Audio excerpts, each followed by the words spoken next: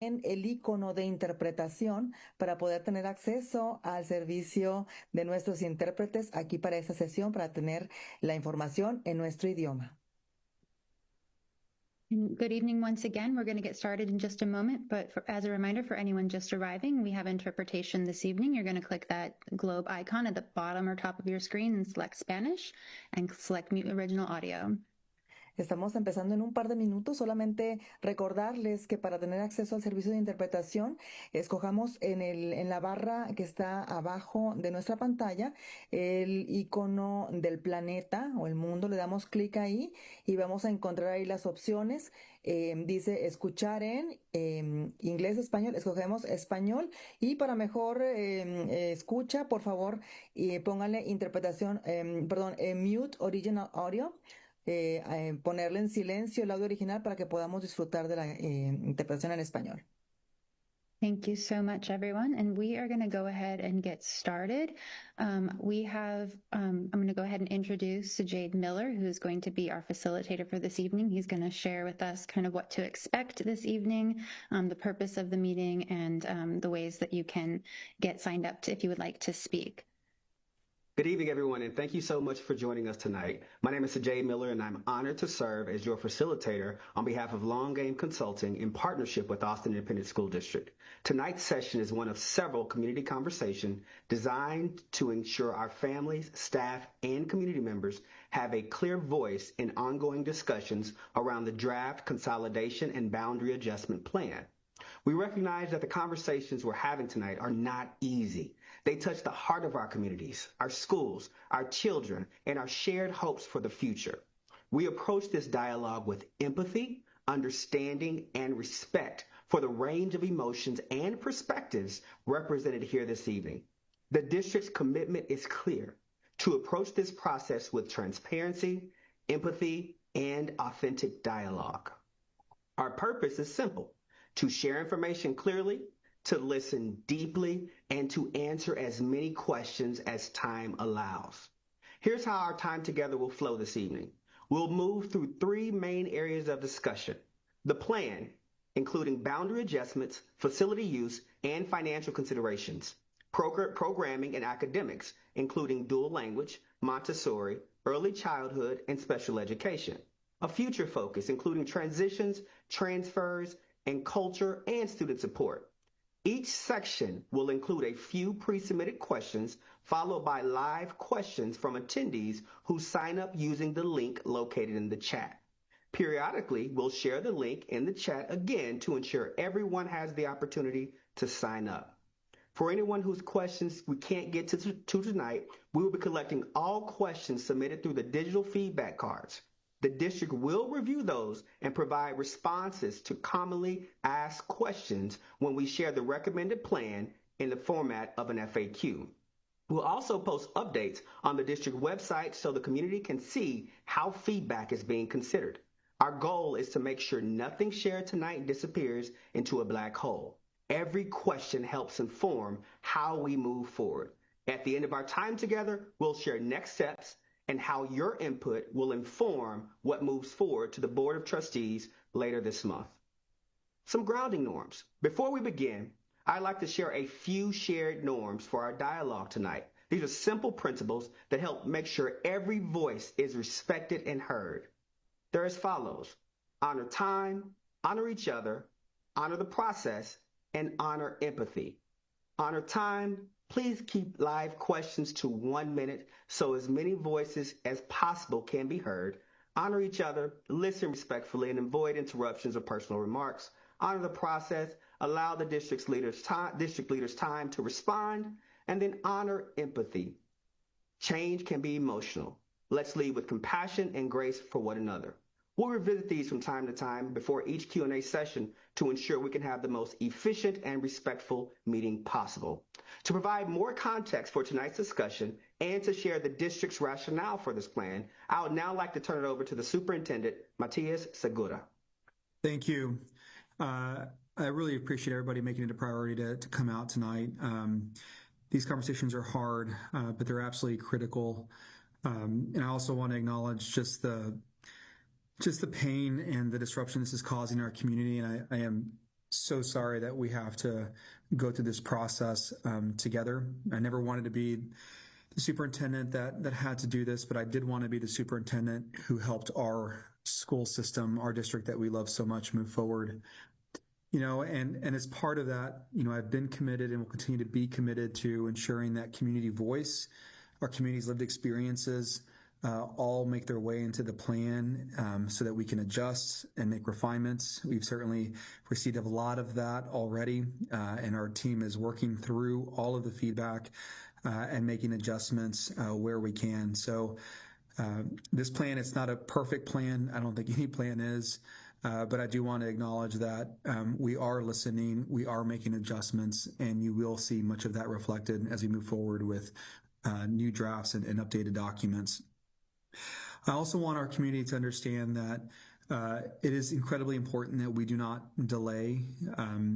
There are lots of things that we're tackling at this moment, immense pressure from a budget perspective, the accountability challenges we have, just the movement that we've seen within Austin ISD, and we do not have the ability to just allow the status quo to continue without acknowledging that if we did that, we'd be introducing significant risk into our school system. And I do not want to be in a position where the responsibility of educating our students is held by someone or an entity outside of our community.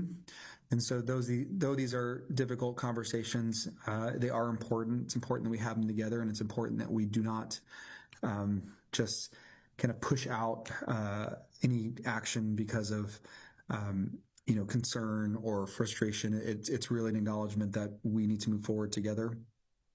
There's been a lot of work done through this process. I do believe that together we can get to a place where every student within Austin ISD has access to a strong, vibrant neighborhood school, one that we as a school district can resource. Right now we know that we have incredible schools, but every student is not getting what they need to be academically successful, and there are so much that we need to do and we believe in, but that the state does not offset in costs, and we just have to acknowledge that, understand that we're going to do it our way, and we're going to do it in a way that aligns with our values. So I know this is difficult, and I appreciate every one of you for showing up, sharing your love for your schools, your creative ideas, and your willingness to listen. We are committed to making adjustments and refining. So I'm looking forward to the conversation this evening. Thank you, Superintendent, for the overview. I'd like to now introduce the district leaders and subject matter experts who are joining us this evening to help us address questions throughout the discussion. Tonight, we are joined by, of course, the Superintendent, Mr. Matias Segura. Representing the academics team, Dr. Mary Ann Maxwell, Assistant Superintendent of Academics, Christine Steenport, Operations Officer, Rachel French, Director of Planning, Katrina Montgomery, Chief Financial Officer. Representing the Community Engagement team, we have Victoria O'Neill, Executive Director of Family Experience and Enrollment, Ali Gilarducci, who is the Senior Director, Executive Director of Communications and Community Engagement, Yvette Cardenas, Executive Director of Academic Programs. We have Dr. Cherry Lee, Interim Assistant Superintendent of Special Education and Health Services. We have Denisha Presley, Senior Executive Director of Talent Engagement and Development. Representing school leadership, we have Angela Wilson, Associate Superintendent of Secondary School Leadership, and Jennifer Pate, Assistant Superintendent of Elementary Leadership. And representing the school improvement team, we have Dr. LaTanya Amerson, Assistant Superintendent of School Improvement. This outstanding group represents every major area of Austin ISD, from academics to operation to community engagement and family support. They'll be helping us to respond to the questions tonight. I also want to acknowledge that tonight's session includes live simultaneous Spanish translations and real-time captioning. For the benefit of everyone and to support our interpreters, I'd ask everyone to please speak slowly and clearly so that all guests may fully participate. You'll also notice that the chat feature is turned off. This is intentional. It allows us to focus on structured spoken dialogue through pre-submitted questions and live questioning. This helps us to maintain equity of voice, respect, and clarity. Now, panelists can see and are responding to the chat to ensure that our logistics and the experience is favorable and inclusive for everyone. So if there's a technical difficulty, we are monitoring the chat for all participants to pose questions there as well as needed. We'll now transition to the heart of tonight's session, the Q&A discussion. Before we begin this first segment, I want to take a moment to explain exactly how tonight's Q&A will work. For each of the 3 segments, we'll start with a few pre-submitted questions that have been grouped by themes based off the hundreds of questions submitted during the registration process. We also want to honor those who took the time to join live and share their perspectives. Each segment will include the opportunity for live dialogue, which will take up the majority of our time together. Not only did we receive hundreds of pre-submitted questions, but we've already received hundreds of requests for community members who want to share live today. To ensure equity of voice and orderly facilitations, speakers will be randomly selected from the sign-up list to participate in the live Q&A. Each speaker will have 1 minute to share your question, followed by 1 to 2 minute response from district leaders. We'll ask that everyone stay on topic, keep comments respectful, so that we can hear from as many voices as possible. So let's begin with our first segment, the plan. And specifically, this portion centers on boundary changes, facility use, staffing implications, and financial considerations related to ensuring sustainable and equitable schools across all of Austin ISD. So again, we received hundreds of questions, and we did group the questions by theme, and I'm now going to pose these questions to our panelists for discussion. First question. What specific data or justification supports the proposed boundary changes, and how does the district adjust the repeated community concerns that these changes are violating established guiding principles and segmenting neighborhoods?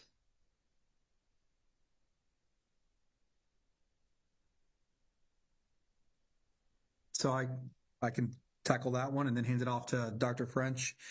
When we start a process like this, it's important that we use reliable, accurate data. And one of those data sources that we rely on is our demographer's data. Our demographer helps us understand, student movement, student growth, family movement, but not just today, kind of where we will expect to be in 2, 5, and 10 years. And so we spend time looking at projects, developments. We also understand programs where we have those in our system in alignments. And so when we go through the process of looking at boundaries, we know a couple things. One is that our buildings are fixed, they cannot move, and that our families choose to live where they live. And we often look at, in the attendance boundary of that school, if every single student selected that school, how full would it be? Or how empty would it be? And so we go through that process. It's iterative. And what we do is try to figure out how we can balance enrollment, getting to a healthier student population so we can have the resources across our district. If a school is too empty, then you may not have the ability to support different types of programming. And when it's too full, because we do have instances where it's too full, then it can also create an unsafe environment. So we begin to look at balancing enrollment with certain kind of guardrails, and one of those being, we always want to, in this case, align feeder patterns. And so when you look at feeder pattern alignment, elementary, middle, and high, you have to know that every time you make a change at elementary school, it's going to make a change at the middle school, and so on and so forth. At the end of the day, we have over 20,000 seats extra in Austin ISD, and that is even after we make adjustments to show and communicate how we operate now versus how we might operate if we just looked at every space as a classroom. We truly try to make sure that the utilization is reflective of special education needs for our students and services, partnerships and programming, and then we begin to lay out new boundaries. The one thing I will say also before Rachel French probably closes this out is that because of how complex this is, every time we make a change to one school, it will have an impact on the adjacent school and the adjacent school, so on and so forth. We call that feathering. So a lot of times we may hear from our community, why did you make this, change here and not over here? Or you're moving students in and moving students out. The reality of it all is, in order to maintain a healthy number, it's a cascading impact or feathering. It is something that we have to work through, and no one decision is ever in isolation. Every single change impacts multiple schools. Rachel, anything you want to add that I missed?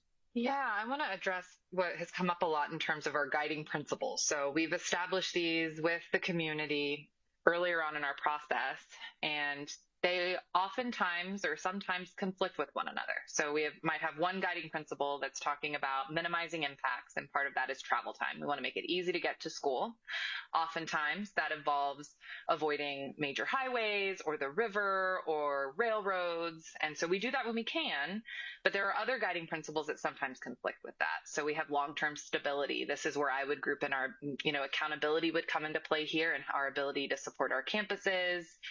We also have to look at balancing enrollment, and that goes to what Superintendent Segura said of where students live and the size of buildings and where they're located. And then feeder patterns. And so we have made changes kind of going both directions throughout this process. So there are some campuses that their boundaries do cross railroads. And this might be because those students or the specific students being assigned to certain campuses that might overfill a school, or we're trying to support the turnaround plan for campuses. So I know that was one of the things that we had to discuss with the Zilker boundary in South Austin. Another example would be Brown Elementary School. The proposed plan on October 3rd showed that not crossing the highway at middle school and high school. But we heard feedback that, hey, we would actually really prefer if that same community traveled up through middle school and high school. So that's another one of our guiding principles. So we have to, in each instance, consider the specific situation. So not one is not always more important than the other. They are all important. We want to try to achieve as many as we can, but just the nature of how planning works in this instance is that we can't accomplish them all at once. So what we're doing as we're going through and reading your feedback and making changes or not making changes, we are revisiting those, and we'll provide kind of an answer as to why or why not based on those different guiding principles to try to allow y'all to kind of see what that process looks like and how it is conflicting and hard at times. But we're going to do our best to show our work. So a related question that we saw show up was, and you guys sort of touched on this, but specifically, how do the closure and rezoning plans demonstrate financial responsibility and educational equity, specifically in light that the plan is said to lead to resegregation and the increase in inequity by shifting students from more diverse schools to more privileged ones? So this is, when we think about, our work here, we are always wanting to be hyper thoughtful around those students or those communities who have been historically underserved, period. When you look at this plan, I want to kind of reinforce this what's included in it, and that is that we have 13 proposed consolidations, and there are multiple things that kind of lead to a school being selected or not being selected. But when you look at the distribution of those schools, I think you could look and say, hey, these are distributed throughout Austin, and don't overburden one area of the city over another. In years past, based on the research and based on the work that I've seen, East Austin, kind of north central, because of just how AISD matured over the last 144 years, has typically seen the burden of change occur for the district in their neighborhoods. So to kind of be really clear, this plan, I would argue, doesn't kind of lean into that historic practice. We very intentionally, in an effort to be equitable, did not want East Austin to carry the burden of consolidations. And I would argue that if you had any one of these changes, whether it's program moves done in isolations or turnaround plans or just consolidations, and they weren't done all together, then you might and probably would expect to see more schools in East Austin close. Regarding transitions of students, we always think about, the different student populations, and in many cases, they're very similar that are coming together. And in the instance where they are not as similar, we are being very intentional about our transition plan, making sure that we're getting community voice, making sure that we're responding to the needs of our students to ensure that the new school supports all of our students, but certainly focuses on the ones who have been historically underserved. All right, thank you so much. And I'm going to read the next question, the themed question from the ones that were pre-submitted. And I'd also like to remind you that you can also sign up to speak live. After this question, we will go to live Q&A. So we're going to place a link in the chat, and anyone who wants to register to speak live, we will shift to live Q&A after this final question. And the question that we received several times through the registration process is, when will the final revision be made public? And what specific opportunities will be provided to provide new feedback before the official vote on November the 20th? So what can the community expect to see and when? Hi there. Sorry, Allie and I are in the same room. Thanks, Allie. We are working on revisions right now. We still have our comment card open until tomorrow, October 28th. And so we are looking at that multiple times a week and looking at every single comment. I just want to be clear, regardless of volume, if it's one comment versus 100 comments, we're still looking at it. And we're still looking at whatever that comment is, if it's different scenarios. So the revisions from the community feedback that we've gotten so far will be published this Friday, October 31st, in preparation for our November 6th board information session. So just wanted to be clear on that. It will be hopefully very, very detailed, similar to how our draft deliverable was, but I wanted to kind of talk through what you might see for attachments. And we will also post this on our website, so it's really easy to find and you don't have to dig through board documents. We are going to have a raw data from our comment cards, of course, redacted, so we can showcase all of that. We are going to have our raw data from our trustee comments and the feedbacks and their questions. And we also have a changes tracker. So any of the questions that went on a comment card, we dug into, can we do this? If we can, this is how we incorporated it. If we can't, here's why. So we hope that that will be very, very clear and very transparent. Thank you. I also want to just point out that we actually have a work session this Wednesday. Matthias, you're muted. I don't think so. Sorry, never mind. We have a work session with our trustees this Wednesday where we're going to have a dialogue around, different areas of the plan. And so that will also be incorporated. One of the things that I'm intent on doing is to show in our documents what's changed. So you'll see annotated red lines. So there's a clear understanding of what changed and when.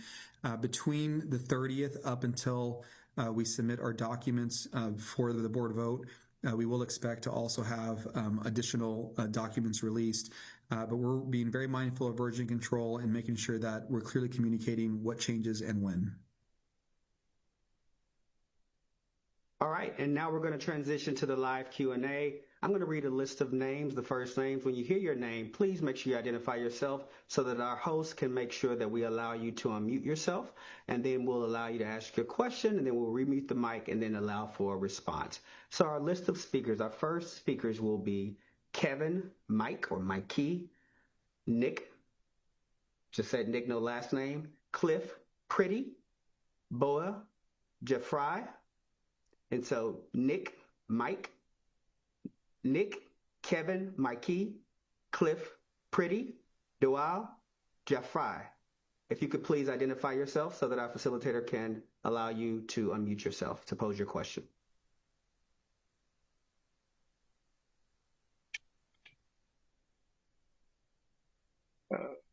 Can you hear me?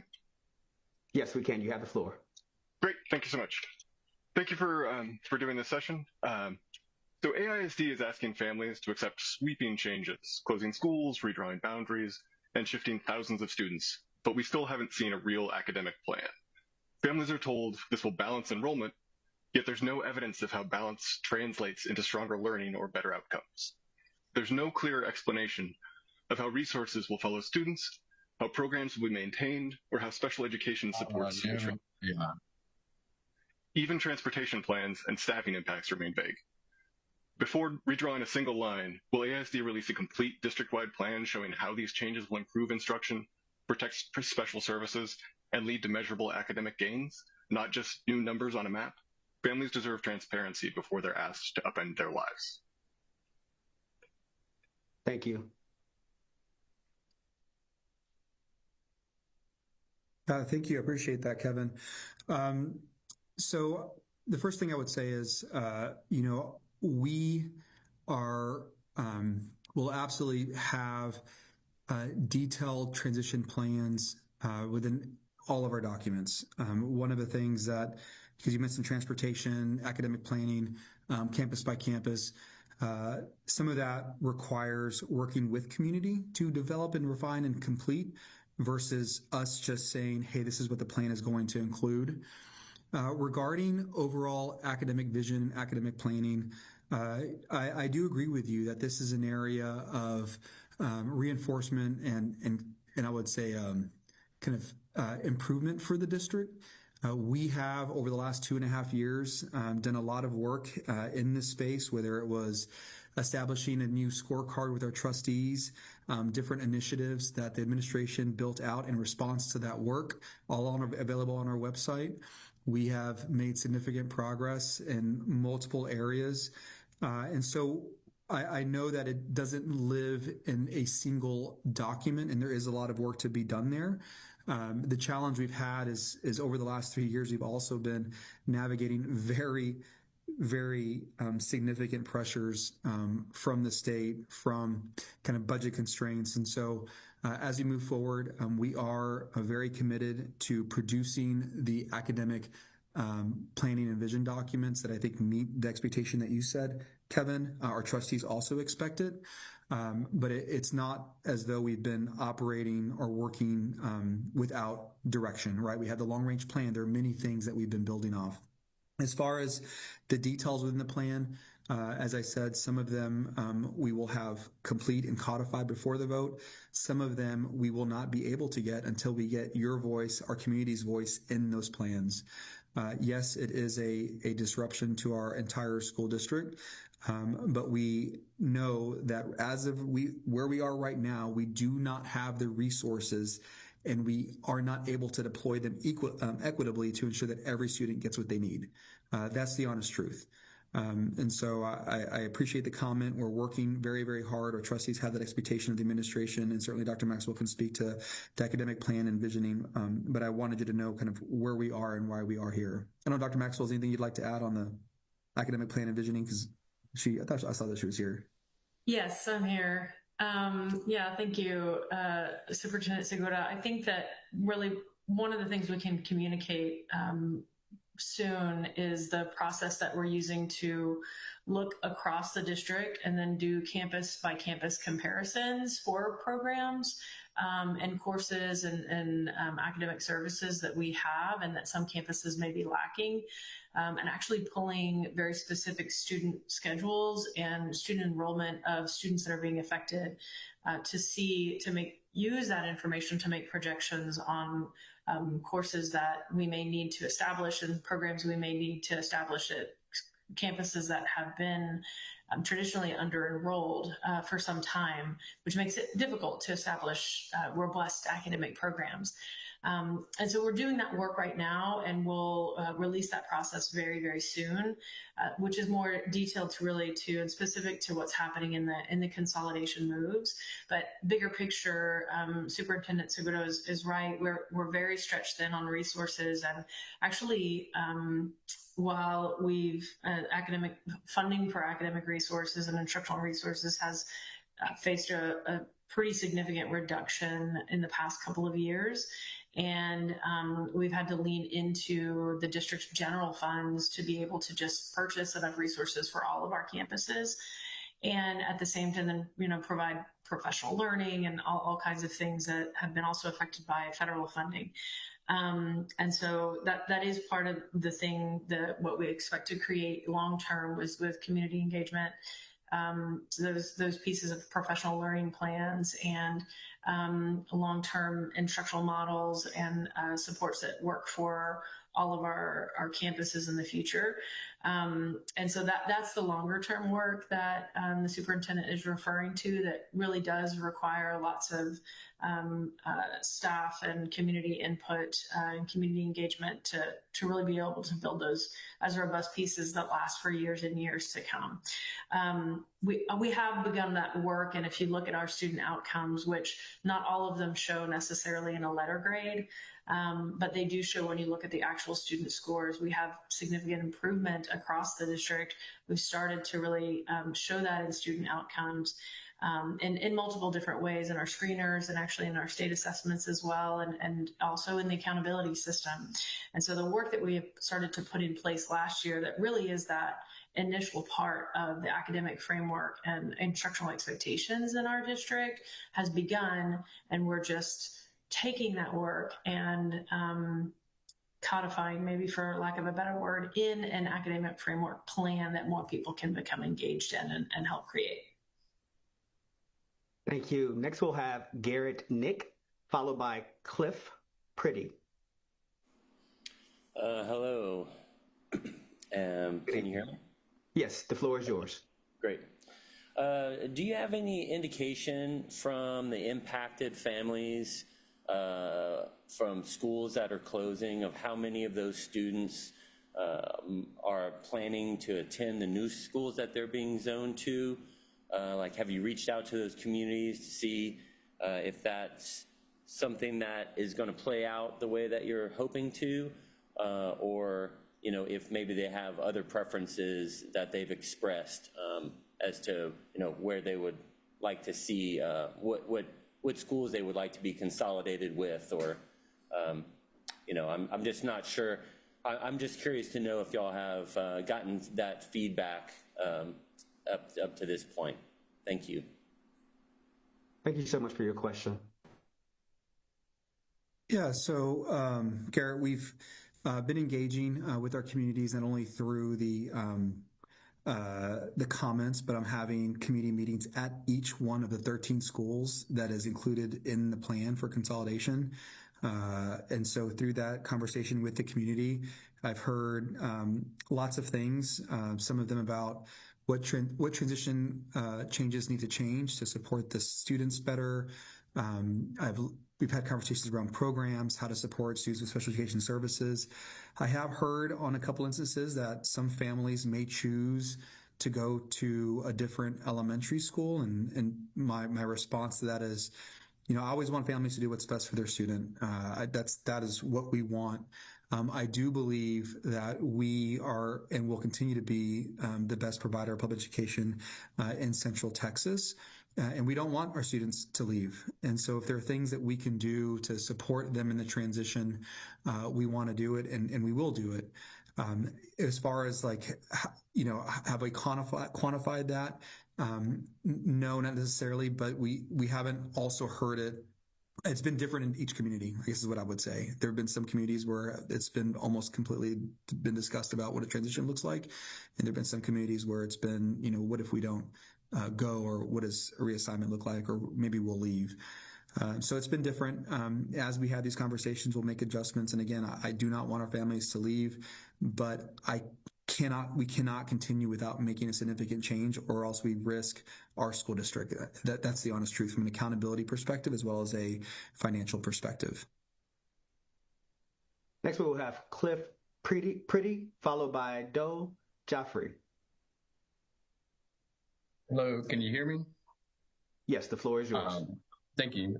This is Cliff Pretty. I have a fifth grader at Bear Creek Elementary in the Vanya community in Southwest Austin. Also have a pre-K student that we're hoping to send to Bear Creek. I just wanted to speak to some of the changes in our Vanya neighborhood, which is far south, Escarpment neighborhood south of 45. There's a loss of community, we feel, that will happen in this neighborhood. All three elementary schools in Circle C, which is almost 5,000 homes. We've been going to Goriski for 16 years now. My son's worried about losing his friends. The existing feeder system seems to be working really well here. Other concerns, increased distance and time. It's twice as far, it takes twice as long. It creates an island effect for our neighborhood. And also the last point would be the cost savings. There are a lot of people I've spoken to don't want to leave this neighborhood, and they may leave the school or look at other options. Thank you. Thank you so much for your question. Go ahead, I Rachel. can take, yeah, we have, so Goritsky is one where it's a really good example of having multiple, or none of this is good, so I need to choose my adjectives wisely, but it is a apt example of how all of these different factors have feathering and relate to one another. So I think there is at least 3 significant areas affecting the Goritsky Middle School boundary that we've received comments on. And so we're looking at every single one and looking at the impact to both the specific travel time, like you mentioned. So looking at we are doing all of those estimates of, like, on any given weekday, how long it takes to get to and from school, including traffic estimates, tolls or no tolls. So we've looked at all of those estimates as well, and are making some changes, but we're not changing all of the ones for Goritsky. There are some that are there because if we did not make this change, schools would become too full over time or too empty. And so that's where we have to look at the full picture. So Bailey Middle School next door, its boundary is one that is too small for the size of its school. And while we know historically many communities in Austin have fed to one middle school or one elementary school versus another, but there are changes all around Austin, and that is because we have not made any big changes like this. And I have not found a person that can tell me the last time the district made a comprehensive or did a comprehensive analysis of our boundaries. So yes, there are communities that have historically been zoned to one school that will be zoned to another school. And that is a change, and it's hard. But we have been taking all of that feedback and looking at ones we can impact. And if it doesn't have impacts to feeders or doesn't impact the school next door, we are making that change. So we are not opposed. This was a draft. You will see edits on Friday. But there are some that we have heard a lot of feedback on, but we are keeping as is, and we will share with you the specific reasons why we are making that recommendation. Yeah, and Clifford had a comment. I think he said he had a 5th grade student. And so I want to acknowledge that, students who are in that kind of transition year where they're going into middle school or middle school going into high school, we are going to put some very clear kind of a transfer kind of related procedures in our revision, because we want to acknowledge that, Clifford, you as your family have been planning on this school, and now your student's a 5th grader, and to go through a disruption midway through the 5th year is not who we are. Like, that's not what we are wanting to do. So we're trying to limit those disruptions. So you should see in this next version of the document that comes out this Friday, kind of some clear transfer related responses to those students who are either siblings going into a school where their sibling was already, or if a transfer occurs and a school closes, or in this case, if a student who is in 5th grade or in 8th grade that had been planning on something and all of a sudden you make the shift. So I think you'll see us respond in a way that reduces some of those transition disruptions. And so we should see that. We will see that in the next version of the document. And I hope that helps some of the concern. Next, we will have Doe Joffrey, followed by Nick. Hi, I'm Doa. I have a background in data, and I understand you're making difficult decisions. So I looked at the data myself to try to understand why decisions have been made around the boundary change in Zilker. I'm a Zilker East parent. And I can't find anything that makes any sense. It violates every single guiding principle. You already know this. 25% of the in-zone students at Becker already attend Dawson and are part of the Galindo community. Choosing to put Bolden Acres in Zilker and displace us actually makes enrollment worse. It over-enrolls Zilker and it under-enrolls Galindo. The only reason we have been given is that we can support the turnaround plan, and the Becker population can't. I would like you to spell out with data exactly why you think that is. If you take away the 25% of Becker that goes to Dawson, it's the exact same number of children. The only difference is that it is a considerably wealthier neighborhood, and we are a considerably lower price point neighborhood, and that needs to be addressed. Thank you so much, Doa.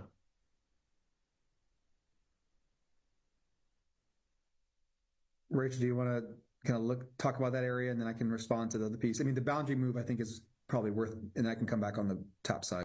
Yeah, no, I mean, yes, you are correct. The number of students, either way we were to go about, the scenario is the same. It really is where those students are coming from. And that is where it truly does come down to the accountability piece and our ability to be sure of the supports we're able to provide at campuses. One thing to know about Galindo, and if my colleagues want to add from academics, add any layers to this, is they support a lot of our population of students receiving special education services, including a robust deaf and hard of hearing population. So they're one in which the capacity that you see and the amount of students and percentage can be misleading. And that's what we've been doing over the last month, is a lot of space planning exercises to make sure that even with all of the continuation transfers or grandfathering, that there is space for all of these students, and campuses that support a large number of SPED students use space differently and need more space in order to, really provide the level of service that we're wanting to. So I would definitely welcome anyone from academics to layer on, or Superintendent Segura, on the accountability side and the specifics of what are happening at those campuses. Yeah, I'm happy to jump in, unless Assistant Superintendent Pace wants to add after I do. So when it comes to accountability, it's not where we started by any means. We always started from, how do we get to a school system that has fewer open seats, moves programming to where our students who the program was originally intended for actually live. And then after that work was completed, we assessed, okay, now that we have these turnaround plans that we have to submit to this Texas Education Agency, what refinements or adjustments need to be made to ensure that we're ultimately successful to break the accountability chains. So this is one of those where it's not that we want to say that some schools will be successful or not be successful because of the student population. It's not the students' fault. It's the school. It's us, the schools, that need to provide the resources and support. The only thing I would say is, whenever we look at this work, we know that it is a significant effort. And if we wholly absorb a school that has a turnaround plan assigned to it, it is a significant lift. And given how many we have to execute at the same time, we are looking to not create an environment where the student population makes it to where the TAP is going to be more difficult to implement because of just how big the effort is, given the fact that these are 3 UA schools.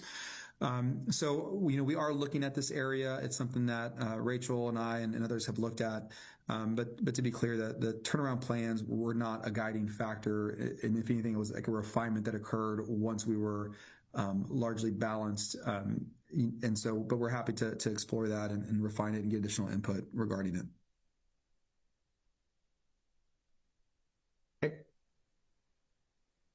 Yeah, I think you summed that up great, Superintendent Segura.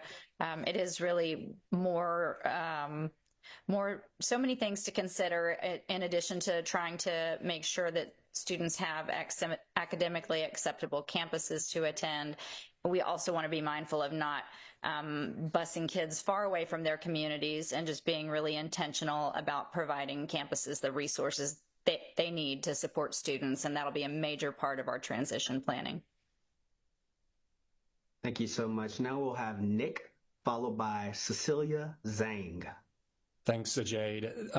This statement in question is very similar to the previous, but I'll give the board a slightly different perspective. So I'm a resident that lives off Blue Bonnet Lane, just east of South Lamar. It's literally the same exact road that Zilker is on. We're a half a mile away, and now we have to go 2 miles. So it turned for our children a 5 to 10 minute walk to school It's an unfeasible walk, which is 40 minutes to Galindo because you have to go out to Highway 71 and over the train tracks. And it's just not safe nor practical, especially for one-car households with parents that got to get to work early. I think the challenge we're having is that over 50% of the homes now zoned to Zilker have to cross a train track and come from 2 miles away versus a half a mile, in addition to the 30% transfer students that Zilker takes in. So a lot of us have set up our families and intentionally bought on the same road as Zilker down the road. And so our question was less around removing anyone from the proposed plan, but reconsidering our area back to the original boundary. Thank you for your question, Nick.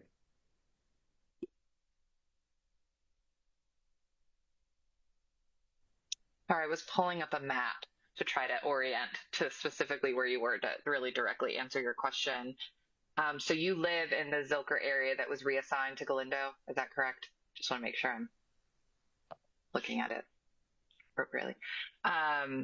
So this is where it comes down to just the capacity of the campus itself. And so we have to look at both how many it can fit in the meantime. So again, as I mentioned, I know that Zilker has a lot of transfer students. Our continuation transfer policy will allow those students to remain.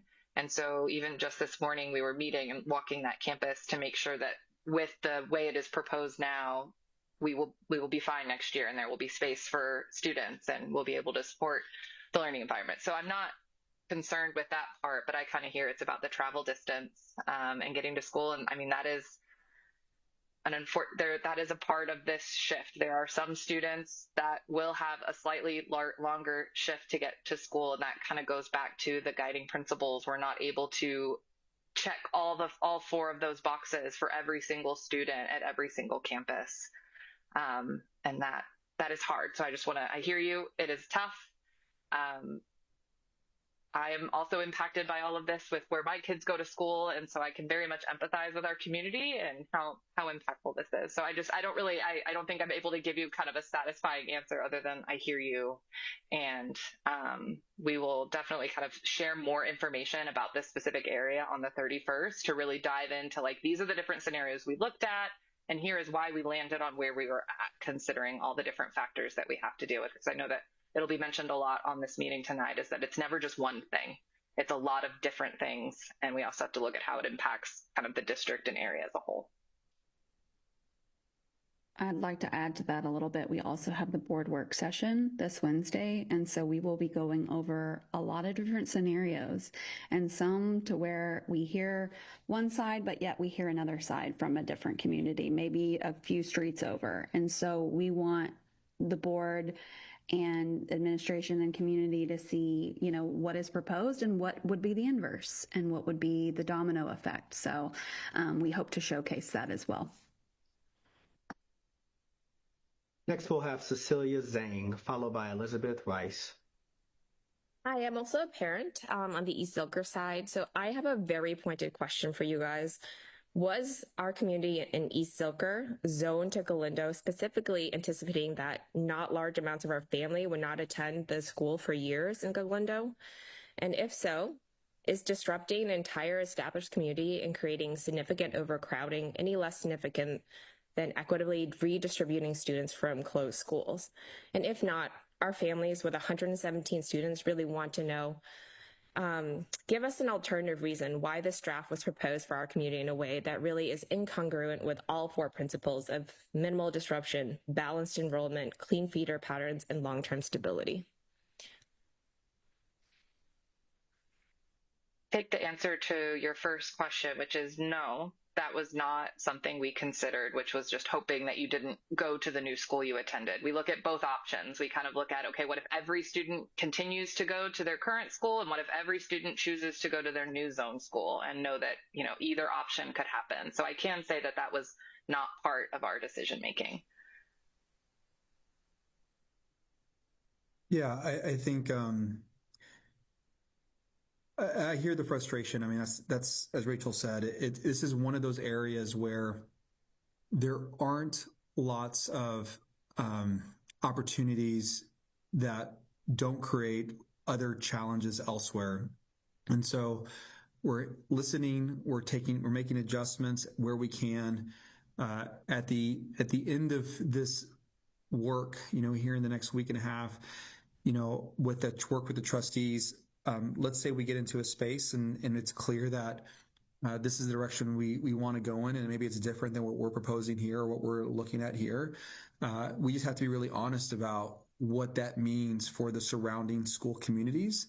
And that might be a deviation. So when we think about disruptions, and we are wanting to be very thoughtful about movement of students, but also acknowledge that different families have different lived experiences. And when we think about disruptions, we do try to center our students who've been historically underserved. And so if there's a closure, we want our students to stay together. If we do have to make a move, we want them to go in larger groups to the receiving schools, so we are making adjustments. And if there's something specifically that can help in this transition, we would love to understand what that is. And we'll also be going through and seeing, okay, if this is not what we can support as the board has to make the vote, then we just have to communicate and show our board, okay, this is what the other change would look like and what other school may be impacted. But it was, as Rachel said it, we want our families to stay. We would never, ever assume that our families would be leaving just to make something fit. That's just not what we would do. Next, we'll have Elizabeth Rice, followed by Cindy R. Elizabeth, you have the floor. Thank you so much. Hi, I have a question specific regarding Oak Hill and Patton Elementary. We attend Patton Elementary, which is a stably enrolled campus, two neighborhoods that are very close to Patton Elementary. We're being asked to rezone and move out of our neighborhood school to make space for a section of Oak Hill that's being pulled out of Oak Hill and actually divided into two campuses. And so we're just wondering about, when capacity, our school is stably enrolled and moving out, families that have been zoned to the school forever to move in a neighborhood that's significantly further away, but then also disrupting that community, the Oak Hill neighborhood, into two campuses. So pulling kids out from Oak Hill and then splitting them into Baldwin and Patton, when, we know pre-pandemic that Patton housed up to 1,000 kids. I mean, I taught there. Why is capacity at 763? We know that it can have more kids. Like, we're stably enrolled. We're happy to have more. Thank you for your question. I can definitely answer I can't answer if someone can give me share request, I'm happy to kind of look at a map, because I think this one might be helpful to just look at kind of where schools are located, which really drove a lot of the decisions. So Oak Hill is too full. So that campus is having to utilize a lot of portables. The building does not support the number of students that just live in its boundary. So if you look on the left, this is the current boundary, and on the right is what was proposed on October 3rd. You can see, because it's on the edge of the district and where the schools are located, it borders, there are minimal opportunities of where to reassign Oak Hill students in order to balance that campus. It shares a boundary with Patton, and it shares a boundary with Baldwin. Baldwin, as you can see, is a very large boundary. The distance is very far. And so that is why we chose to reassign these students to Patton, to create a kind of consecutive boundary for Patton. And we did look at a small area that was reassigned to Baldwin. And this kind of looks at kind of somewhat major roads as dividing lines in the backs of houses. So this is kind of a separate development than this one, which is why it was reassigned separately. We could, if we reassign them all together, I would recommend they'd actually go to Patton, which, maybe there is room, as you're saying. So I haven't heard from the Oak Hill community that they didn't want to be split twice, but that's kind of why that change was made. And so then Boone next door is also too empty. And it was so that while Patton, if we were looking at Patton in a bubble, Patton may not change, but because it had issues at two schools neighboring, that is where you see that these students are reassigned from Patton to Boone, and there is that kind of feathering. But this isn't just to make room for another, as there are some cases where I know we've been looking at that. This was very much this school is just too full for its boundary, and there are very limited options just based on the physical location of our buildings in order to relieve them. The other thing I would add is that these changes, as you mentioned, Rachel, are all impacting one school or another. Oak Hill's too small. I mean, too big, and Boone is too small, and right in the middle is Patton, right? And that's what we see elsewhere in the district. I do want to kind of talk to the comment around there were 700 students at Patton at some point. I hear that often. There are schools that have had up to 1,000 kids and now have 400 or 500. One of the things that allows us to accommodate those huge influxes of students are portables. And so portables get placed and are meant to be short-term solutions for our school district. Our school district, over the course of 70, 80 years, began to rely on these temporary spaces as permanent space. And at one point, not too long ago, we had over 620 portables representing over 1 million square feet. And when you think about the cost of maintaining a building that is exposed to air on all sides, it is very, very, very costly. And when you think about the number of seats that we have, that does not even include portables. And so for us to get to a balanced school system, we can't assume that the way that we accommodated student enrollment and big changes in student population is the way that we can do it moving forward without a significant impact to our operating budget, which we already know is strained and operating at a deficit. So I just feel really clear, like just because we were able to do it in the past doesn't necessarily mean we'll be able to do it again. We really want to focus on permanent capacity as we move forward. Now, these portables are old. Our newest one is like 28, 30 years old. Next, we'll have Cindy Reed, followed by our final speaker for this segment, Parisa Ambrabadi. Cindy Reed, you have the floor.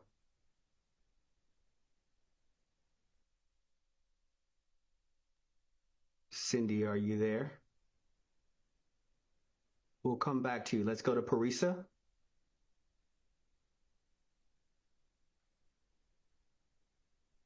Parisa Abubadi? Okay, Cindy, you have the floor. Can you hear me now? Can hear you. Hi. Oh, sorry. Oh. We'll go to Cindy. We'll go to Cindy first. Cindy, you have the floor. Yes, thank you so much. Thank you to the speakers and to all of you for being here tonight and answering all of our questions. My question is about boundary changes. It's a three-part question. One question I have is, when you look at kids and seats in terms of the demographer data, is there anything else that's looked at? And if so, what? In the draft plan, it was stated that freeways were used as natural boundaries. Given the historic context of freeways like I-35, I'd like to know why freeways were considered a natural boundary. For example, in historic East Austin, the communities, they were integrated east to west, so schools like Campbell and Lee came together at middle school for Keeling and McCallum, and this plan resegregates those communities. And I'm not talking about new communities like in the last 20 years like Mueller. I'm talking about historic East Austin neighborhoods. Has there been a thought, especially with Cap and Stitch, to keep communities integrated by socioeconomic status? And lastly, can you tell me about demand analysis for programs? So popular schools, why are they popular? What kind of programs do they have? Thank you so much for your questions, and I'll allow you to finish your thoughts. Thank you so much. Yes, that was my thought. Programs that are popular, has there been a consideration for why certain schools are popular, and what's the demand there so that you can extrapolate that when you start making movements? Thank you so much for your question. I can start. So I want to start from 2 and 3 and then go back to 1, kids and seats. We'll probably be able to respond to that better than I can. So freeways as boundaries. One of the things that we think about with neighborhood schools is that we want access to be safe. We want it to be kind of as continuous. And whenever you have a large thoroughfare, like a highway, like a freeway, it does create a disruption in student movement. And we see this in how we transport our own students. We transport over 20,000 students every single day. And we would never ask a family to walk across or under a freeway. What we would do is offer that boundary as a hazardous boundary and then transport those students from one side of the highway to the other. So wherever we can, we try to limit crossing those large thoroughfares. It tends to be best practice. If you had a school that was crisscrossed by multiple highways and freeways like we've had in the past, it does create disruption in the community and also makes it very challenging to support student movement. So we saw that along Ben White, I-35, 183, as well as other kind of larger thoroughfares in the city of Austin. When it comes to demand analysis for our schools, one of the things that this plan aims to do is to align our feeder patterns. And what's happening right now is we have schools that get split so many different ways. We have one elementary school that's going to 3 or 4 middle schools, and then, middle schools that are going to 4 and 5 high schools. And so one of the things that this plan will help us do is to create that programmatic alignment so that our families understand what the offerings are at their elementary school and how that offering is going to be reinforced as they move through our system, middle school and high school. So we do know that we have some programs that are very attractive to our families, and we understand kind of what that is. But I also want to just reinforce that many of our schools are just strong neighborhood schools that have loving communities, loving staff, see our students for who they are. And that culture and climate is really what drives kind of the demand. So I would tell you that in some cases, in many cases, in fact, we have schools that have historically maybe not performed as defined by the state, but that community loves that school. And so I want to be really clear, like what works for one part of the city may not work for the other. So what we're trying to do is say, okay, we have enough resources to create a foundation to ensure that all of our students get what they need, and then offer kind of different opportunities for autonomy to really tailor that programming to that community, and then also ensure that it's protected all the way up the feeder pattern. So that's what this plan is aimed to do. As far as kids in seats, that is the demographer does provide that information. We also look at programming. We look at a variety of different things. I know, Rachel, if you want to speak to it, there are several things that fed into that, not just necessarily kids in seats. It's also where they live, where our buildings are, the condition of those buildings, programmatic alignment, feeder pattern splits. There were several things. Yeah, I also want to, sorry, Rachel, I think you were moving over, but I also wanted to talk about some of the scenarios. We do try to keep highways as natural barriers, boundaries. We've also heard from some communities that they feel that their community is in certain sections, right? And they're like, this is how we feel this community and where that natural or inherent boundary is. We also do have some scenarios of boundaries crossing over 35. So I wanted to note that as well. Specifically in the Graham to McBee area, that was something that was a change, and that was because we needed to balance enrollment. We need to relieve Graham and offer more seats in McBee and Walnut Creek, which are west of 35, and Graham is east of 35. So I just wanted to point out that as well. Rachel, did you have anything to add? No, that's exactly right. So that's just an example of the guiding principles they conflict with one another at times. And we also look at the number of students that are living on one side of a highway versus the other, or one side of a boundary versus the other. We've had some instances where it's a really small pocket, and there might be really close to another school that is closer. And so historically, we've kept boundaries as they are, but as schools have been built and students have moved, thinking from a long-term perspective, it would make more sense for those students to go to the school that's right down the street from them. And so this really allows us to save money from a transportation perspective. But I do hear you, and it's a hard thing when it comes to kind of the integration and historical segregation that our city has seen. And so it's definitely something that our steering committee has grappled with as we've been making these decisions. And we didn't do so lightly, I would say. All right, our final speaker for this segment is Parisa. Hi. Hi, thank you. I would like to know why the Montessori campus is being moved. We have a daughter that goes there, and our son we were planning on sending our son there to next year. There's already a very strong community formed around Wynn Montessori School. Moving the campus 4.5 miles south of where it's currently located, will only break up the existing student body and families. We as a community have made major life decisions to be near the school and to be part of the Wynn community. My family moved here from Round Rock to be closer to the school. There are people that have sold their homes that are in the process of building homes near the school. People, just talking to parents, people are talking about moving out of state because the school was the only thing that was keeping them in the neighborhood. So these are not small decisions and are not to be taken lightly. A lot of the students are financially disadvantaged, so moving the campus will, they don't have the luxury of driving all the way to Gull Valley, so they're inevitably going to be forced out of the program. My suggestion was... so much for your thoughts. You're at time. Please finish your thought, but go ahead and finish. So I just had... my suggestion was, one, move it to a campus that's closer to its existing location so the community doesn't break up. Or why can't we just change the name if we have to get around the accountability scores issue? Can't we just change the name and then just keep it where it's at to keep the community intact and, keep everybody where they're already at? Yeah. Thank you. No, I appreciate that. Great question. The first is that, no, we cannot just change the name. The Texas Education Agency codes every student. And so the way that we'd have to break the accountability chain is to have every student who is assigned to Wynn be reassigned to a new campus.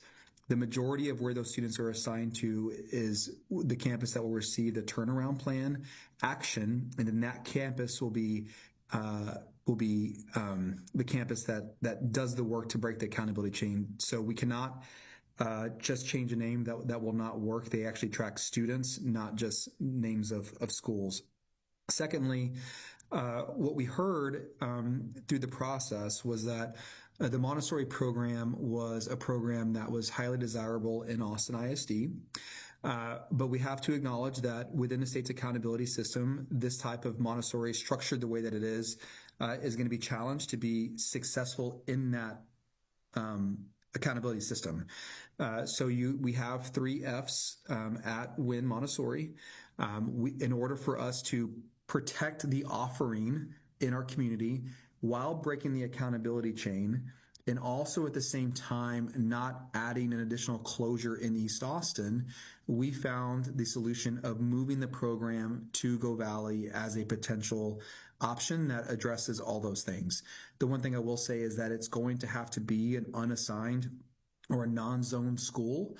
What we have, when we look at other urban school districts or other school districts that have a Montessori that have been successful, that structure tends to be one that allows the school district to kind of navigate all of it in the current accountability system. So for those reasons, this was the strategy proposed in this draft plan. We are getting lots of feedback around this. This will absolutely be a topic for our trustees this coming Wednesday. But we simply do not have the ability to do one or the other. We have to kind of do it all to address these risks concurrently. So thank you, everyone, for your thoughtful questions and reflections. We'll now move to our next topic, the academic and programmatic side of the proposal. As a quick reminder, thank you guys so much for honoring the process. Each segment will follow the same structure. We'll begin with pre-submitted questions that are grouped by themes to capture common responses, and then move quickly to Q&A with randomly selected speakers. In this segment, we'll be exploring how the proposal connects to academic and programmatic offerings, including dual language, Montessori, early childhood, special education, and other enrichment programs.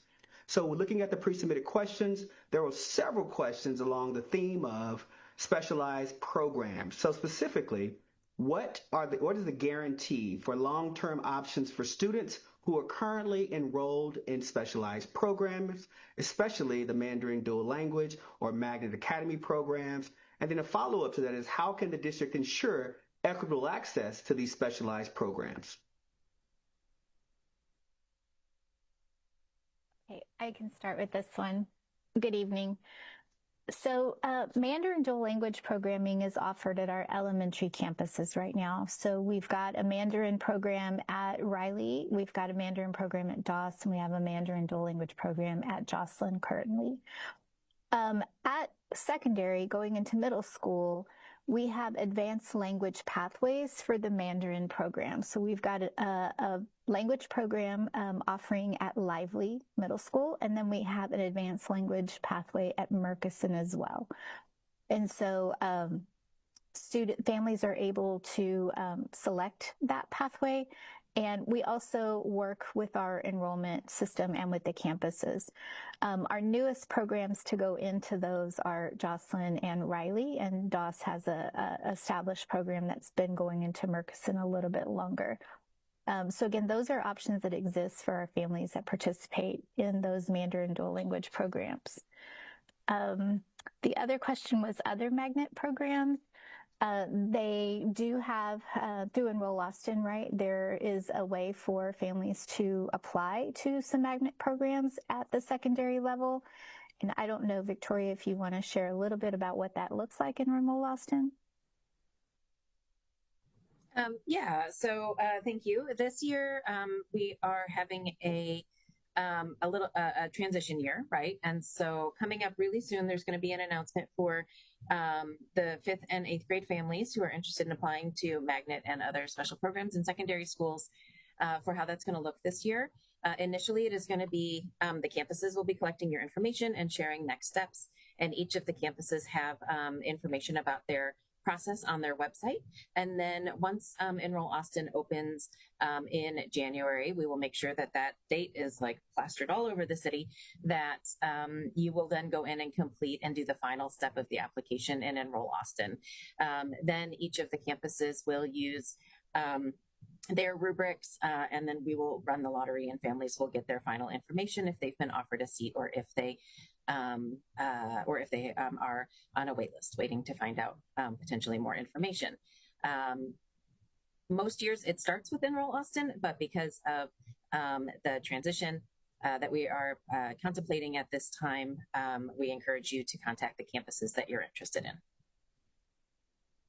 I think just to add sort of also a big picture look at programming and some specialized programs that we have. When looking at consolidating schools and reducing the number of campuses that we have spread across these programs currently strengthens the programs at the campuses where we still can have them. And also we've been able to look at making some moves that really make sure those programs, for example, dual language, are serving the students that that program is intended to serve and to strengthen that model as well.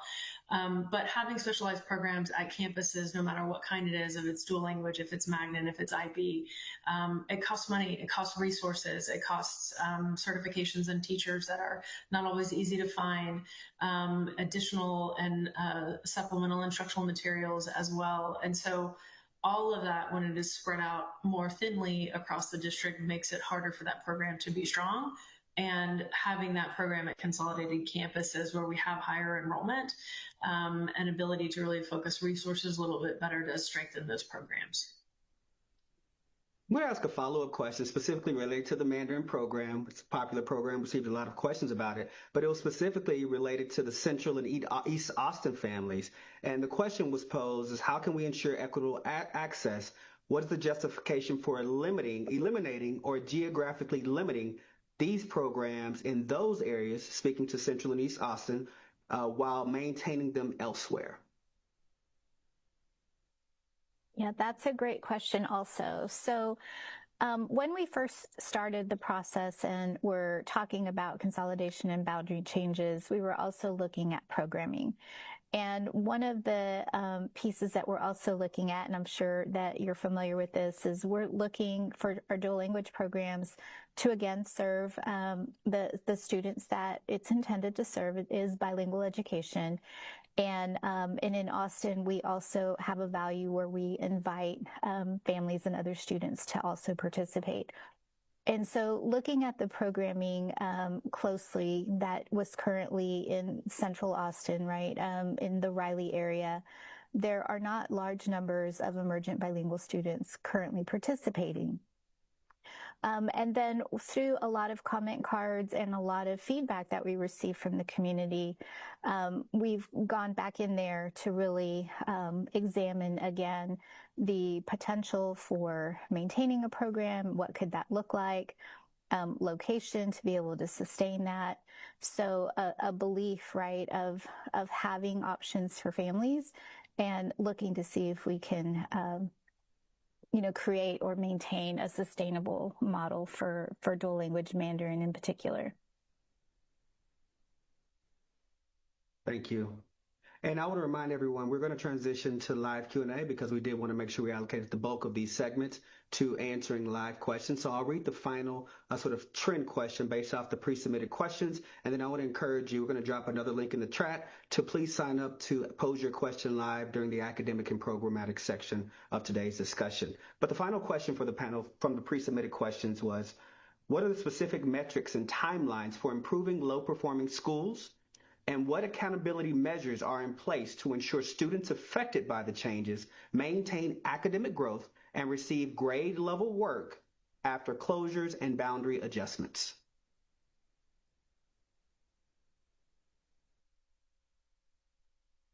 That's Dr. Maxwell. I would say to start off for sure. Yeah, so part of overall Consolidations work and academic planning is what we're doing right now to really prepare and to do everything we can, pre-consolidations to make sure that campuses have the best programming and that we're not losing continuity of academic programming. And again, we have lots of work to do with that now, and through the spring, bigger picture work is, a really robust academic framework. But after consolidations as well, I really love this question actually, because it's something we haven't had the opportunity to talk about as much. After consolidations, they're to really minimize the impact of consolidations and to make sure that we are on top of the effect of consolidations and the impact that it's had. We're looking at a number of metrics to track that are related to academic outcomes. So some of those things have to do with, for example, teachers and, where are we able to improve numbers of classrooms and percentages of, for example, bilingual certified teachers serving in our dual language classrooms, and also percentages of emergent bilinguals served in our dual language program, which is an outcome that we're looking for from this. With that, we want to see a number of bilingual exceptions for teacher certifications reduced and ESL waivers reduced.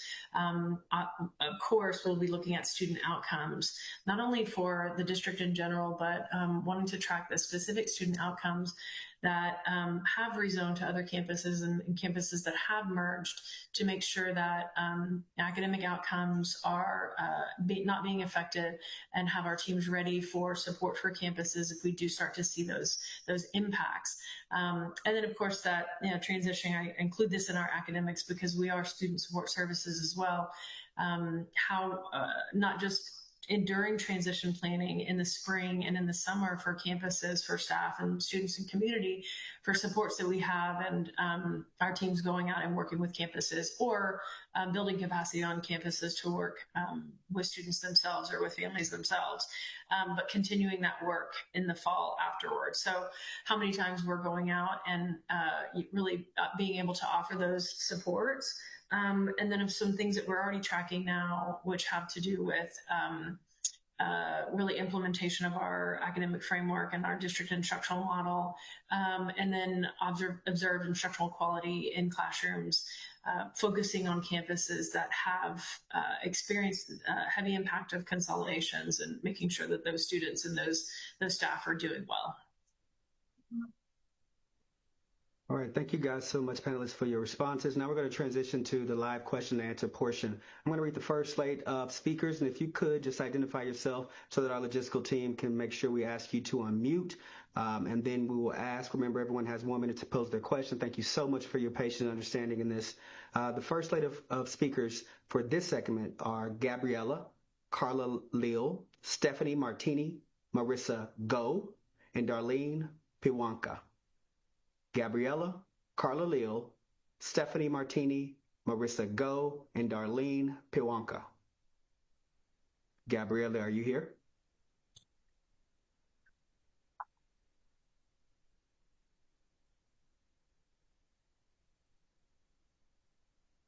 Gabriella, we're going to go ahead and go to... Can you hear me? I'm here.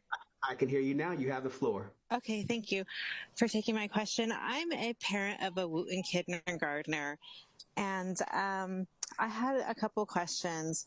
One of them was, we're scheduled or in the draft plan to become a wall-to-wall dual language school instead of a zoned dual language school.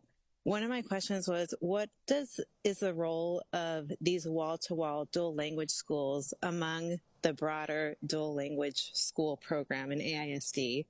What's the purpose of the wall-to-wall campuses as opposed to just maintaining zoned dual language programs within neighborhoods? And my second question was, the proposal as of today is to move certain groups of students out of the Wooten School and into Pella Elementary, breaking up the school of a very marginalized neighborhood. 93% of our population lives in poverty, according to reported statistics. I wanted to know, is it an option, because Riley Elementary is supposed to move into Wooten because they're building a new school, as you all know. Is it an option to move the Mandarin program from Riley instead of the Spanish program so that we could still maintain our current Wooten population instead of moving Wooten kids out to make room for the Spanish program from Riley, which is bigger? Thank you so much for your question. Thank you, Gabriela, for your questions. So for your first question, I think it's related for both of the questions that you asked.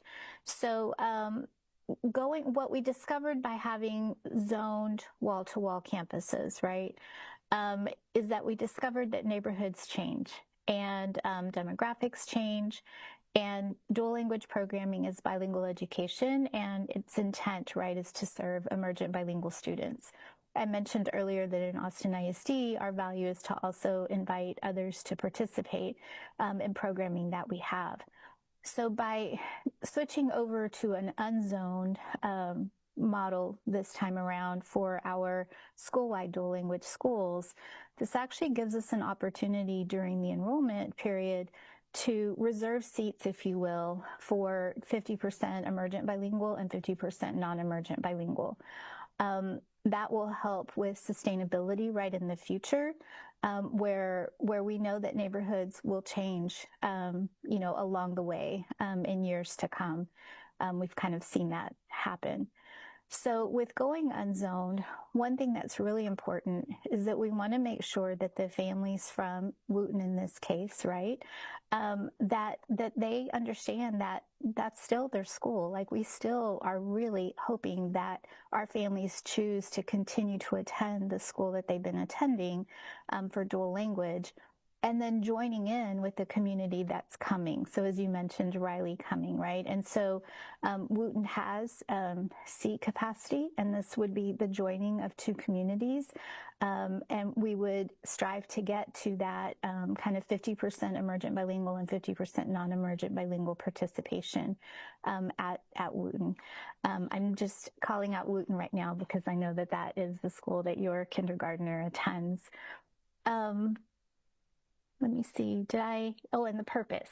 So the purpose of the wall-to-walls or the school-wides, by going with the 50-50, we don't have locations that look like that. We have, maybe one or two locations that come close to it, but naturally, they don't typically look like a balanced ratio of student participation.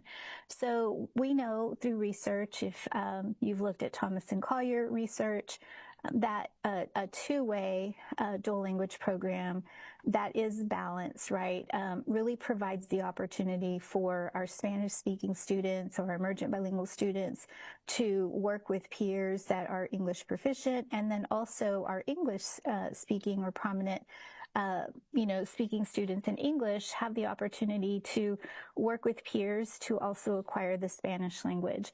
And so it's really important to try to strive to have locations that offer this, that benefit, both sets of students and families that are really learning from each other, students that are learning from each other in these environments. Thank you so much. Our next speaker will be Carla Leal, followed by Stephanie Martini. Hi, are you able to hear me? Yes, you have the floor. All right, thank you. Currently, when Montessori is the only lower and upper elementary school option in the Austin area that integrates dual language education along with the Montessori educational model, Austin ISD should make sure to highlight this in its future plans regarding Montessori. The dual language Montessori model has allowed immigrant parents like myself to be more involved in my child's education. Because a portion of her homework is in Spanish, I am able to better assist, monitor, and understand her academic progress. I know many AISD Spanish dominant families that also benefit from the dual language offering in non-wall-to-wall schools. In current Austin ISD communications, it has not been clear how or if the district will continue to support dual language education in non-wall-to-wall schools. Please clarify this as it pertains to when. How will you incentivize our current DL educators to continue at their current school community instead of heading to wall programs? Keeping dual language programs at the new Montessori school in Austin ISD beyond the transition period will only strengthen our students' academics and set them up to thrive in bilingual environments. Thank you. Thank you for your question. So I can start with this response.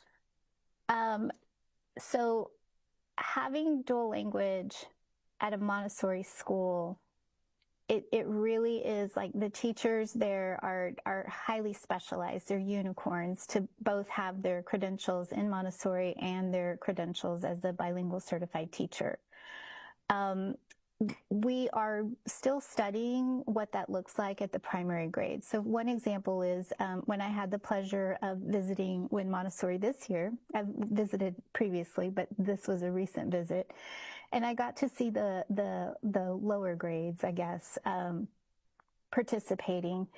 And I noticed just because of the way the model is structured for Montessori, there's a lot of independent work, right? And students are working on mastering some skills. There isn't a lot of opportunity for students in the younger grades to actually collaborate. And we know that learning language also, it's that collaboration and that socialization is super important. And so just looking at that, I noticed that in the upper grades, there was more opportunity for students to collaborate and talk with each other while they were working. So it's just it's like merging two programs together.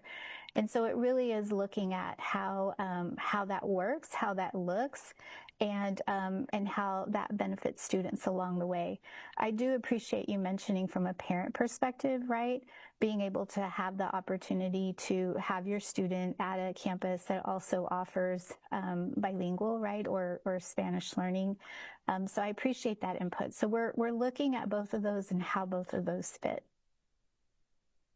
Would anybody like to add anything to that?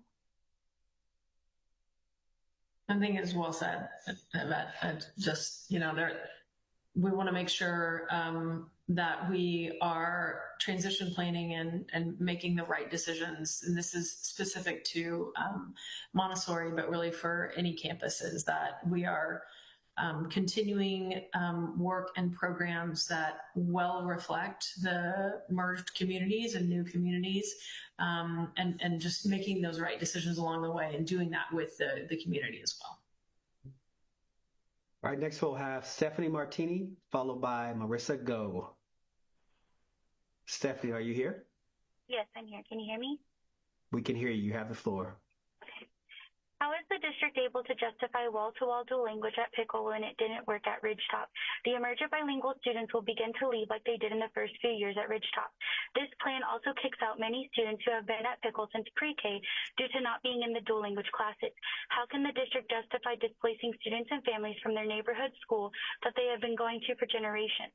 Also, why are we being put at an F-rated school? How are the academics and students supposed to grow with both TAPs? Other TAP schools have been merged with better rated schools.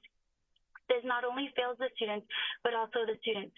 Mr. Segura, please join our community meeting tomorrow at 8:30 a.m. to answer questions for our Pickle families. Thanks. Thank you for your question. Yeah, I can respond. Just I want to be, really kind of clear about, our response to schools that have been labeled or have a certain accountability rating from the state. We recognize that, our students are not, in some cases, not getting what they need to be academically successful.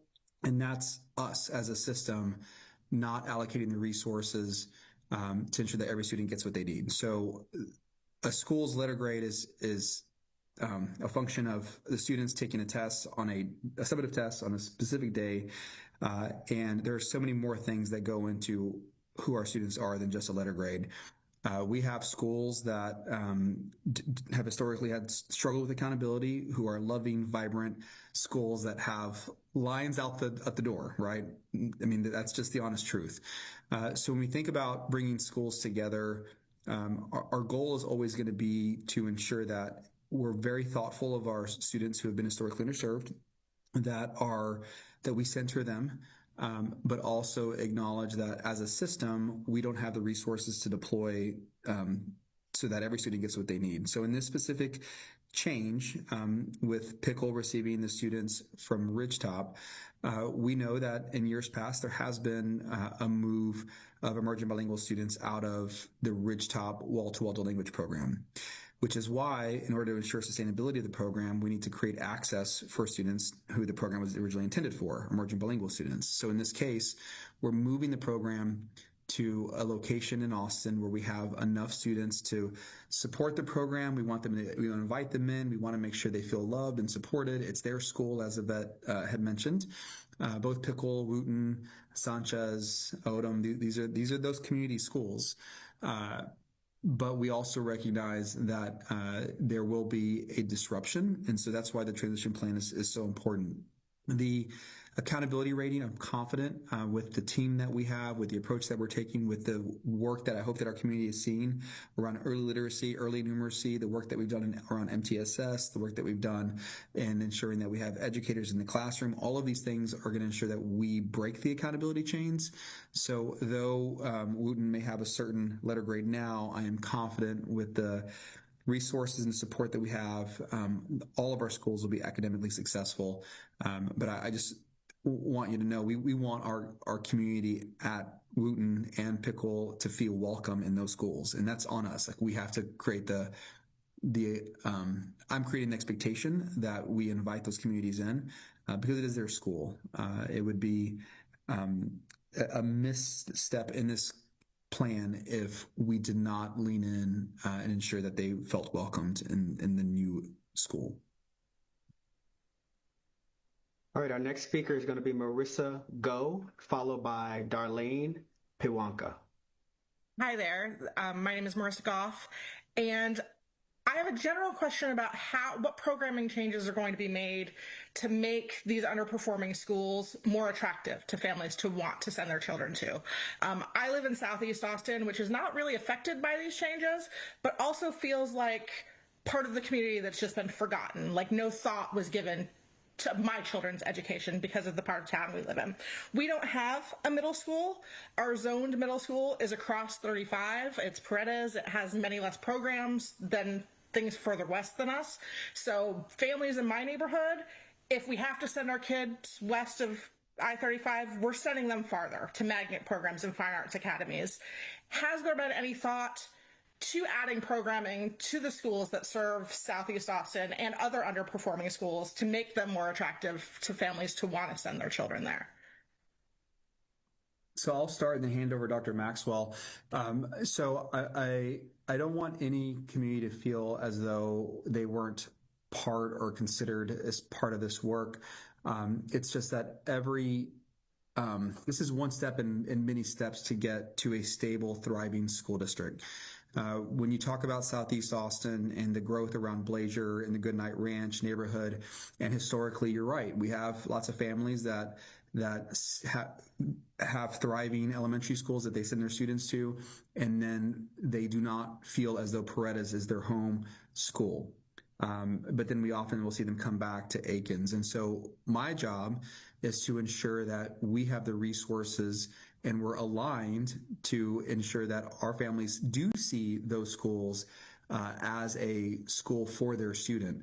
But I also cannot force families to choose, meaning that if there are students who are accessing a different school that has historically performed at a higher, has performed better, just making a change to have them go to a school and not acknowledging that this school has not been selected for this reason or this other reason would be disingenuous and not ultimately get us where we need to be. So when you think about Paredes, well, why isn't the programming at Paredes necessarily aligned with Aikens in the way that we would want to see it? We do have that in some schools. Vertical alignment, this plan aims to improve feeder pattern alignment so that we can have more of it. The work that we're doing right now with Dr. Maxwell, she can speak to it, and the work that's going to continue on for the next year and a half will be really in an effort to get this right. Right now, you're right, there isn't alignment everywhere, but we do have it in some places of the city, and where you do have it, it's where you've historically had stronger feeder patterns. So I hear you. I want our families, and this is why the whole purpose of this in the beginning, like our number one slide, is strong neighborhood schools. Right now, because you families are seeing that a magnet is their only option, it makes me believe that they don't believe there's a strong neighborhood school in their community. And that's what we have to address. That's what we need to address, like first and foremost, if we're going to ever have a chance of making sure that our families know that the school that is in their neighborhood is a school that they should feel proud to send their students to. So that's all part of the work that will progress. We've already done much of it, but there's a long way to go. There's 11,000 staff, 70,000 students. We need to get the leaders in place. We need to have the structure in place. We need to be able to have the resources to actually execute, and that's all part of this work. So, Dr. Maxwell, anything you want to add to that? I'm just adding some specificity to that process, Mr. Segura. Like I mentioned a little bit earlier, that is part of what we are doing campus by campus, specifically to look across the district at programs and services that are offered. Someone talked a little bit earlier about popular programs and knowing that many of those things are attractive to families and to students, and they are still very hard to make happen at under-enrolled campuses. And so this is the purpose of this process, or one of the purposes of this process. Recognizing that all of our campuses do not have the same programs, the same robustness that they can offer. And I also just want to mention that sometimes we talked about some underperforming schools earlier, and also mentioned when we first started that letter grades don't always signify some of the wonderful things that are happening at campuses, and they don't tell the whole story.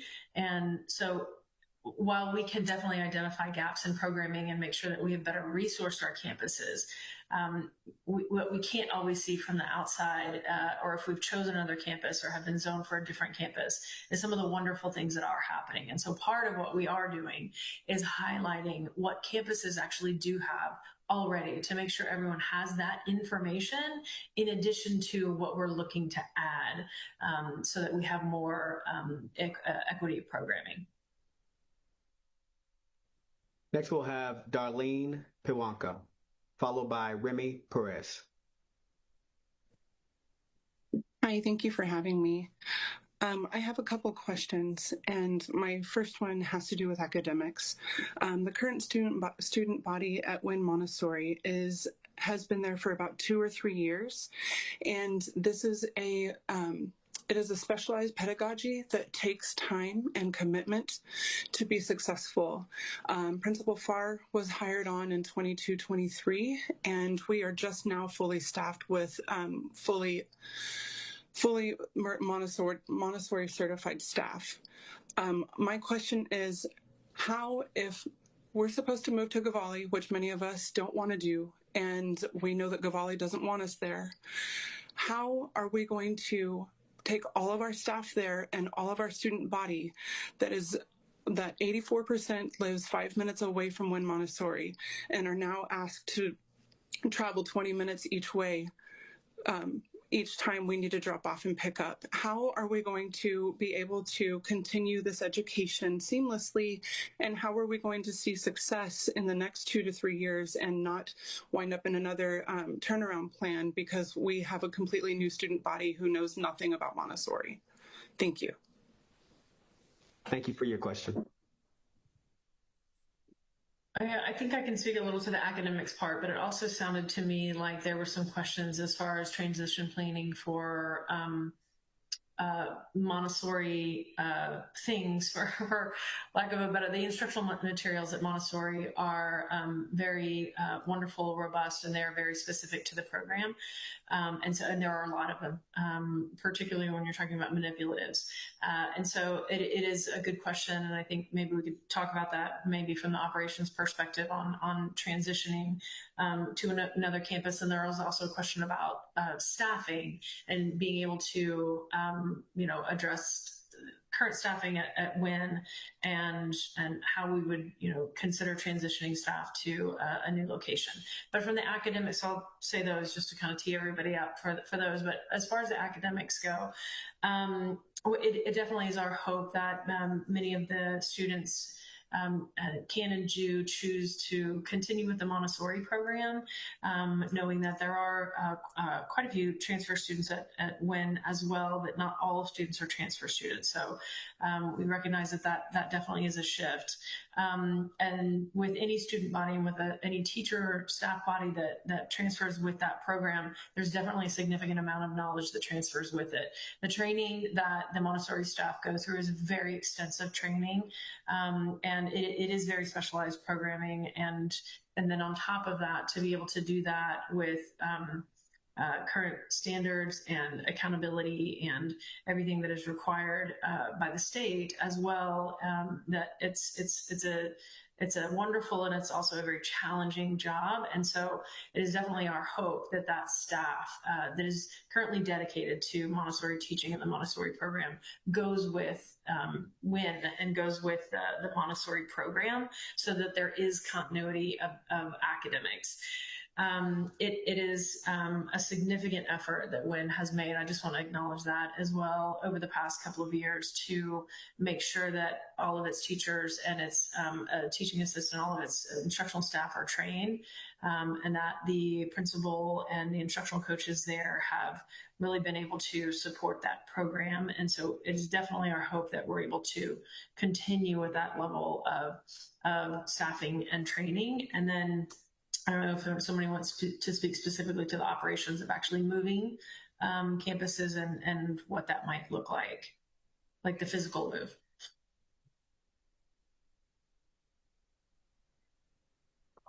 Dr. Maxwell, are you speaking specifically of logistics? Yes, she is.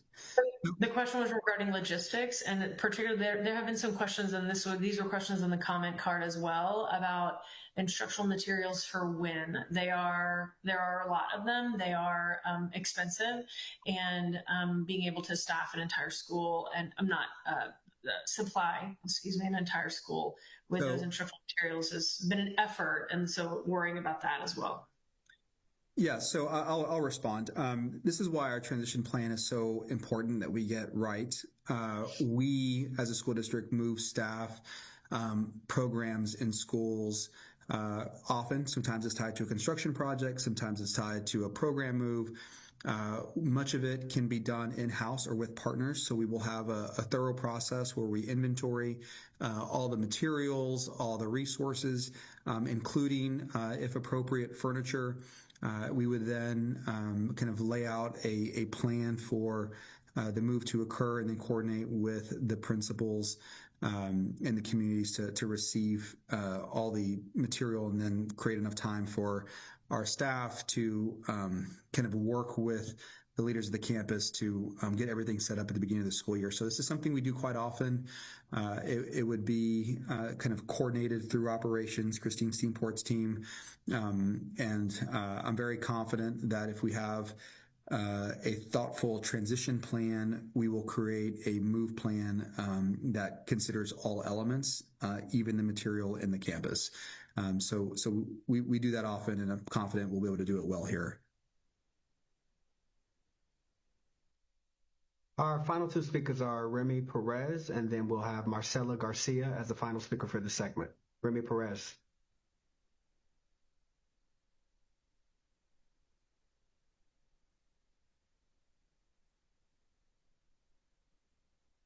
Remy Perez, I see you here.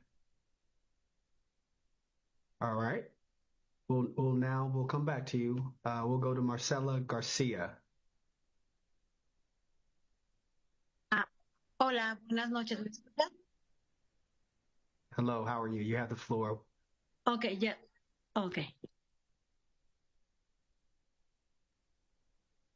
Hola, buenas noches. Hola. Hola. Mi nombre es Remy Pérez. Sí, mi pregunta es, ¿qué probabilidades hay de que puedan incrementar el sistema dual en las escuelas preparatorias? Mi hija está en 8º grado en la escuela Small. El próximo año estará yendo a high school, pero con todo esto de que están cerrando escuelas y que se están moviendo personal y alumnos, quisiera saber qué probabilidades hay que en Austin High pueda haber dual language y cómo funcionaría lo del transporte para ella y para todos los alumnos que tienen que moverse de escuela, ¿verdad? Gracias, esa es mi pregunta. Gracias, señora Remy. Buenas tardes. Thank you. I'm going to try to translate the question. Yes, it's basically, her name is Remy Perez, and she's asking if what are the possibilities to extend the dual language program to high schools. Specifically, she's asking about Austin High School, if the program, the dual language program, can be extended to Austin High, and how the transportation will work for the students, for her daughter and all the students. Yeah, so that's a great question. I can get started. We do have... Perdón, doctora Cárdenas, para la traducción al español, ¿tenemos a alguien aquí, Ali, que nos pueda ayudar? ¿O lo puedo hacer yo si quieres? Pienso que ella necesita usar la interpretación con el globo tiene el para servicio de escuchar interpretación. la respuesta. Correcto. Muy bien. Adelante, señora Cárdenas. Doctora. Señora. So thank you so much for that question. So I do want to share that we've got 5 high schools right now that offer dual language programming. And for other high schools and even for middle schools, and I know this question is about high school in particular, the campuses that don't offer dual language at secondary, we do offer language pathways. And so we are looking, as Dr. Maxwell talked about, we're looking at programming all across. The goal would be to have advanced language pathways if we don't have dual language programming right at a high school or at secondary. So we'll look into what Austin High School actually offers. And again, please know that that is our goal, is to have advanced language pathways at our secondary for those campuses that don't have dual language. You would also have the opportunity to apply to a high school that does have dual language programming, and that would be Crockett, Travis, Aikens, Navarro, and LBJ. And regarding transportation, if a student is zoned to a school and is over 2 miles away, that student would be able to receive transportation. So our buses would be able to transport that student from their home to the school.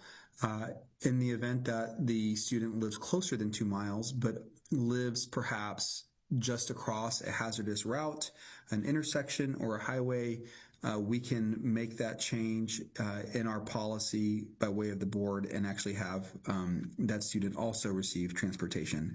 So we will make the changes in alignment with our board policy wherever we have students that kind of meet the criteria.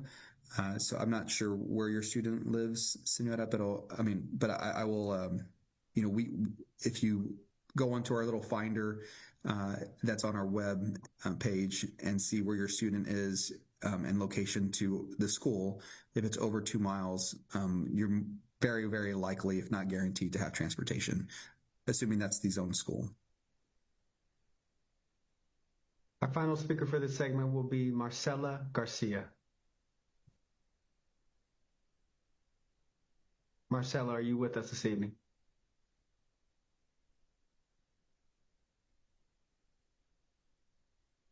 No?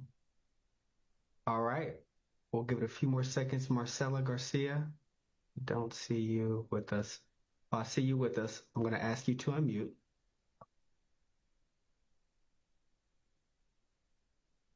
Okay, for time's sake, we're going to transition to our final segment. However, I will, if we are able to restore your microphone and overcome the technical difficulties, I will come back to you. So thank you all for, again, for the insight and the care that you're bringing to this dialogue. Again, these comments do help shape how programs will be supported and refined moving forward.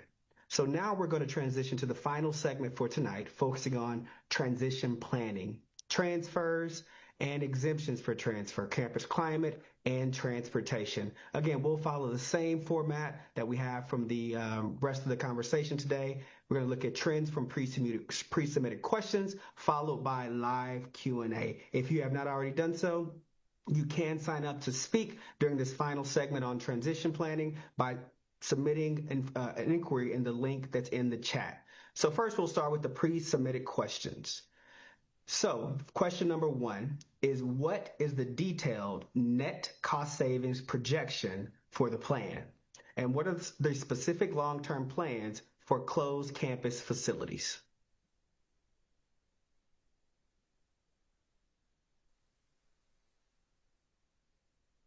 I guess I'll answer that, Katrina.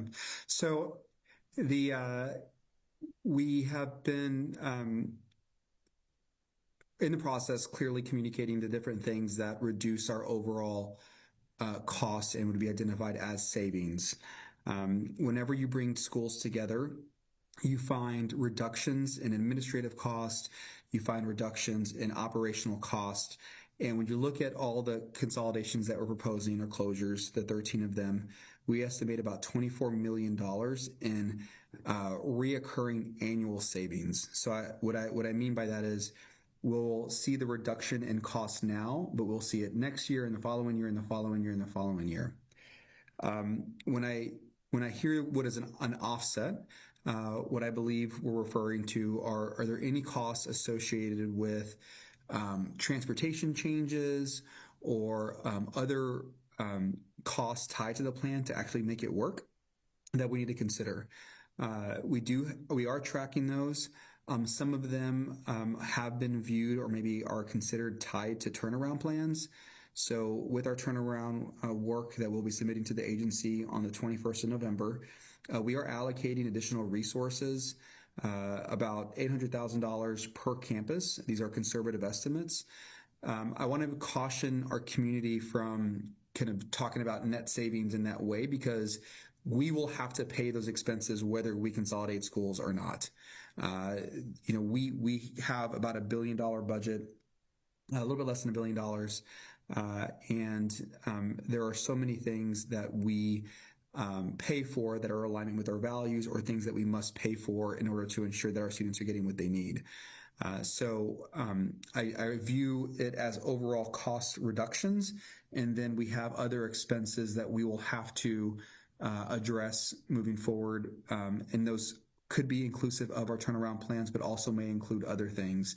We as a district are always going to put our resources where they're needed most, which is in the classroom, in support of our teachers. And this helps us do that as we move forward. But though anything that we do as part of turnaround plans would be viewed as a shorter term cost, meaning that once we stabilize and our schools move out of that accountability risk, we would be able to reduce those overall costs. And so long term, we would expect to recoup that savings as well.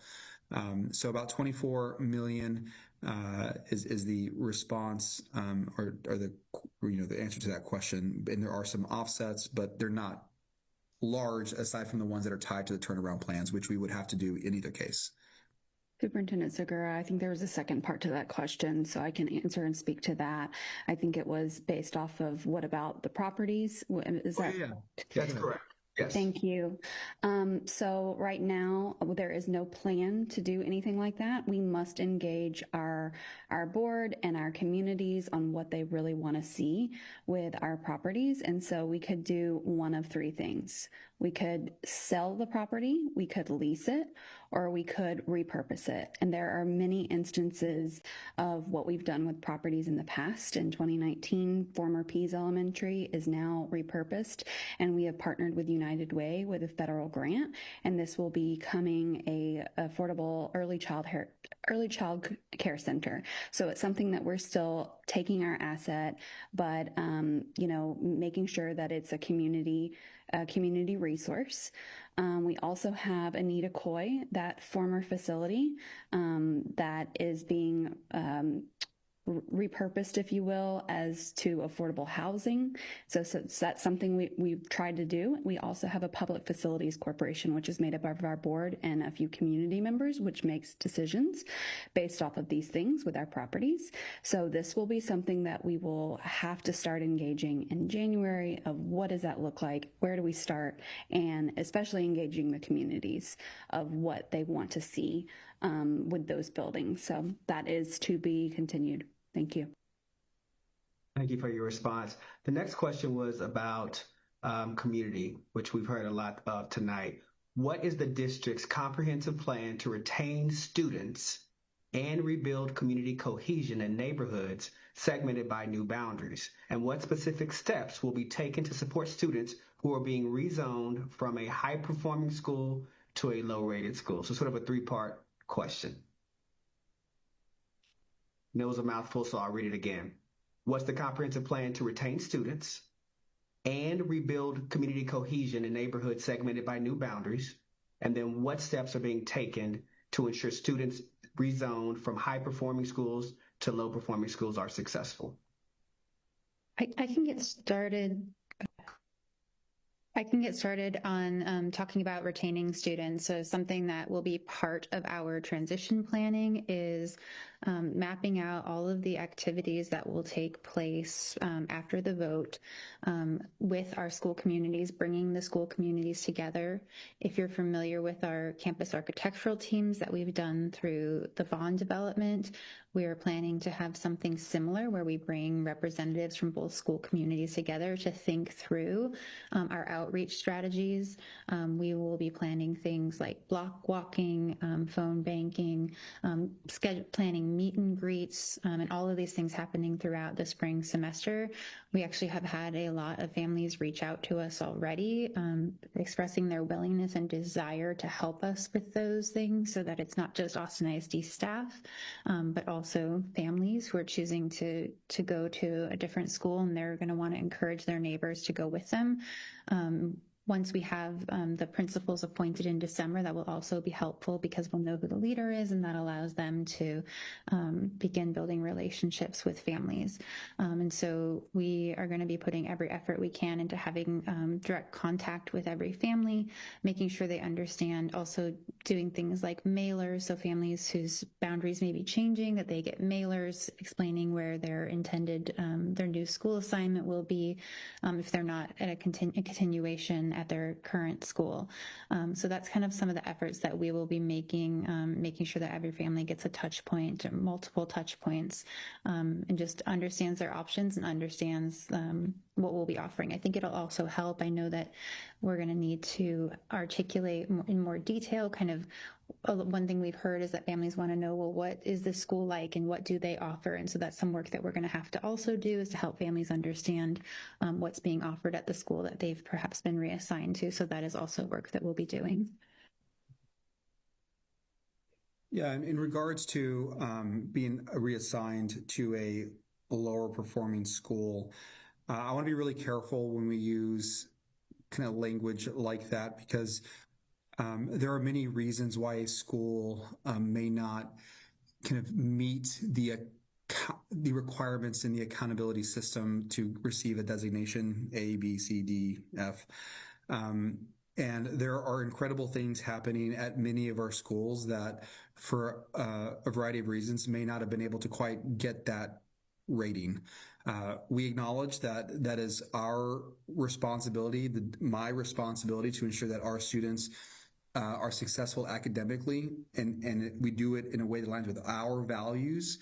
I can tell you that there are things that we could do that can ensure that we get a letter grade, maybe earlier, or we can get a grade in a different way. That's not who we are. We're going to be very thoughtful. We're going to lean into who we are. We're going to focus on our students. We're going to celebrate culture. We're going to celebrate our values, and make sure that as we get higher and higher and ever improving accountability ratings, that we are doing it in a way that kind of focuses our students and our cultures. But I want to be really honest. We do have work to do. We have many students that are not on grade level. We own the accountability challenges that we have, and we're working very, very hard to break them. And we will. This plan helps us do that by freeing up resources that can be deployed in our school system, so that the educators in that school have the resources that they need to ensure that all students are successful academically. If we do that, then our schools will be strong neighborhood schools. And we can talk about what that might include, but I do expect the ratings to improve. And just so that we're really clear, the system has changed over time. In 2022, we had many schools, over a dozen, that were Bs. And then the next year, the same students received an F. And so the ratings tell us something, but they don't tell us everything. And so as we work forward, we're thoughtful, we're mindful, we're responsive. But there's also a lot of really incredible things happening at schools that may not have quite got there yet, but we're going to get them there.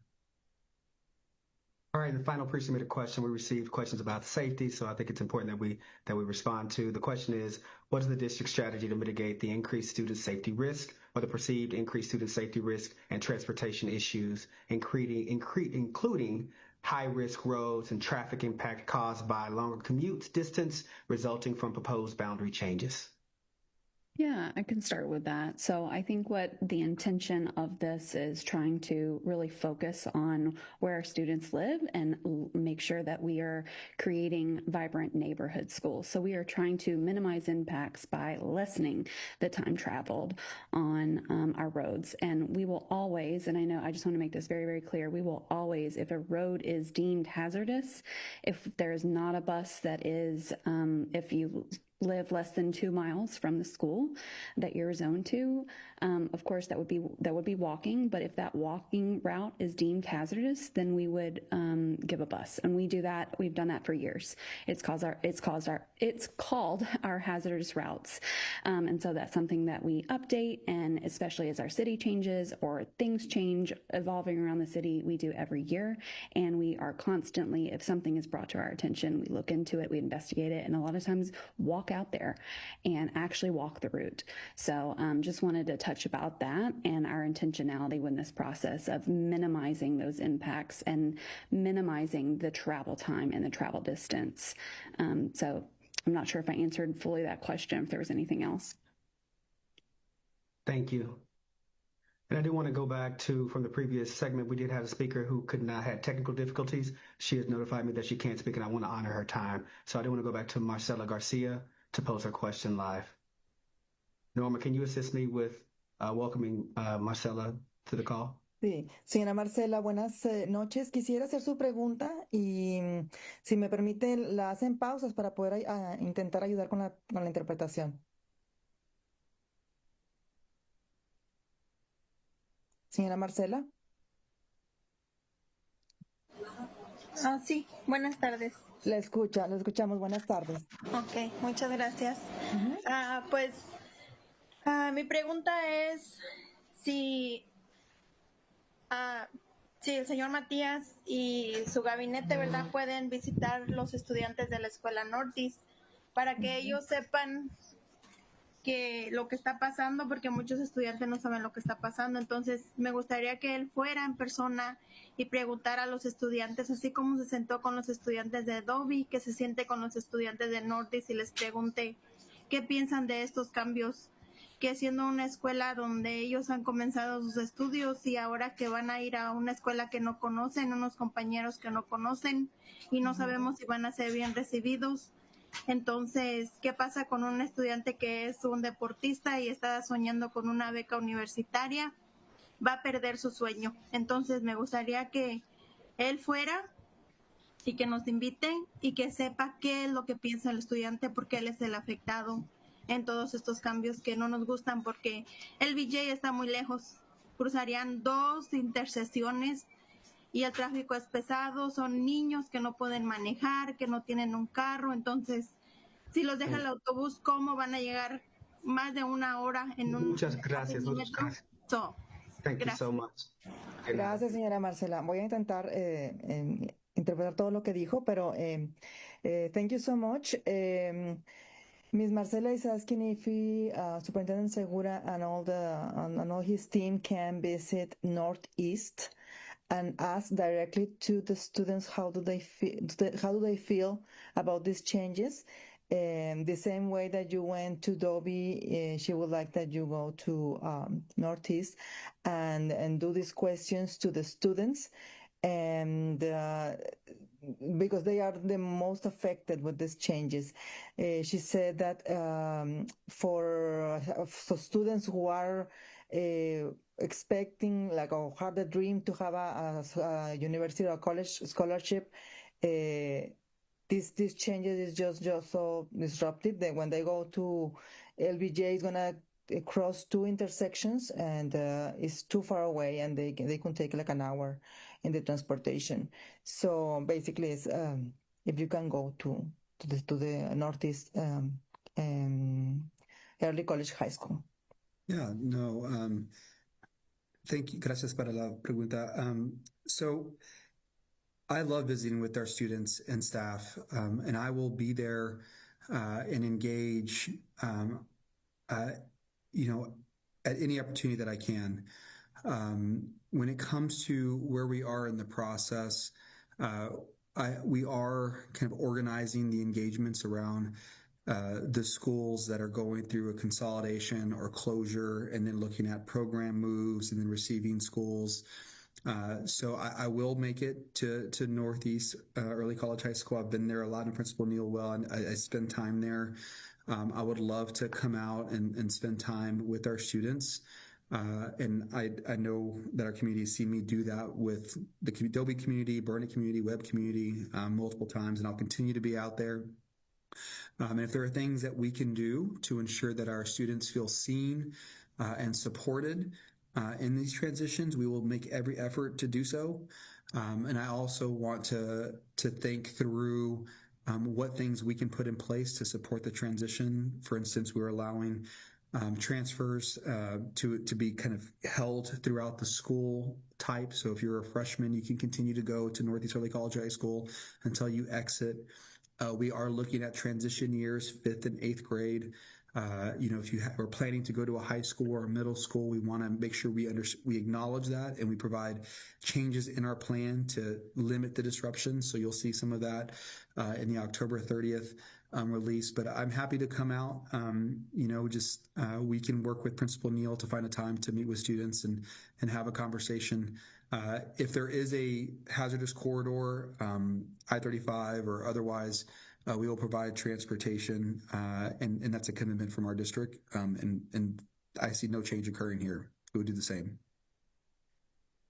Thank you so much, and thank you for allowing me to go back to honor the speaker's time. Now we'll transition to the Norma. If you want to go ahead, Norma, you can. Are you going to translate that, Norma? No. The interpretation for Ms. Marcela is in in the service. Thank you so much. Thank you so much. And now we'll transition to the live question and answer for our final segment, which is future facing, talking about transition planning, transfers, climate, and transportation. And the first slate of speakers that we'll have for this section are Delia Trevino, Erica Green, Nicole Lawrence, and Anna Horn. So if you can please identify yourself, you will be asked to unmute. You will have 1 minute to speak, followed by a response. The first speaker is Delia Trevino. I don't see Delia Trevino in the...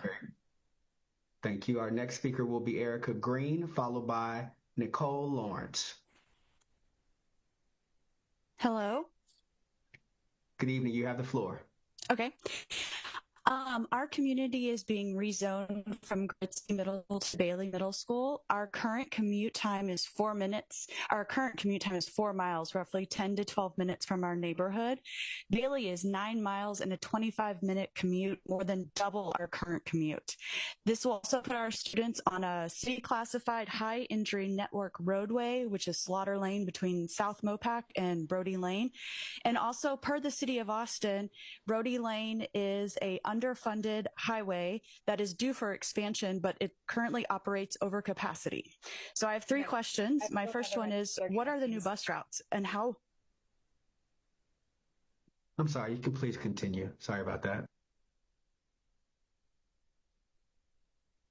We'll pause the time. I think we had some technical difficulties and she was inadvertently muted. So we'll go ahead and allow her to finish her question. So, Gloria, can you allow her to unmute herself, please? Why'd you poop? I think I got it. What are the new bus routes and how long will our kids from Avania and Grey Rock be on those buses? And how many students does the district anticipate losing because of this rezoning? We have 2 private schools in our community that many families are interested in because of the proximity that these schools offer to their homes. And then my third question is, when will the district release the detailed financial plans of the savings? We keep hearing this number, $13 million, but where is this money coming from? When will we see that actual budget with the numbers and the data? Thank you so much for your question. I can take the question about transportation and then I can pass it to Dr. French, who can kind of talk a little bit about that boundary specifically, and then we'll pass it to somebody else about the financial piece, the last question. So in regards to your question about transportation and the bus routes, of course, all the bus routes that we have are based off of boundaries. So once boundaries are finalized, our bus routes will be starting to really have the creation. And so it is a multi-phased approach. We also have to know where students' intentions are of going, because we have several scenarios where a student could have a new boundary and they can choose to continue at their same school, or they could go to a new school that their current boundary relies on.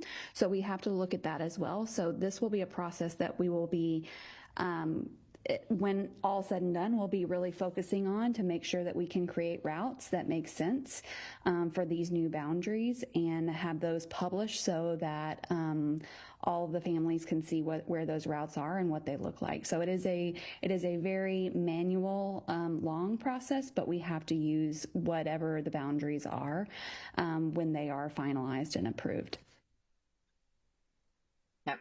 And I can speak to the boundary, and I'll go ahead and just share my screen again so those that aren't familiar with the area.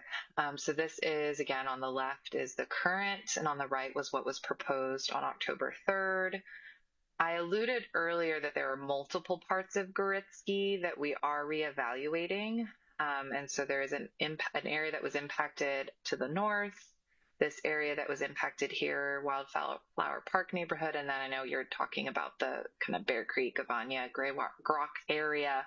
So we are looking at travel time. So I know you've done your own analyses. That's great. We are also doing our own, and we will, I think let's have some conversations there. I have not driven this myself, so I just want to preface that, but we are looking at kind of all of the estimated drive times to make sure that if this does remain, that the increase is something that there will be an increase in drive time, but that needs to outweigh the benefit. So if this area did remain at Gritsky, there are scenarios in which Gritzky will be upwards of 117% full if all students chose to attend. So that is beyond what we have kind of deemed a healthy utilization as part of this work.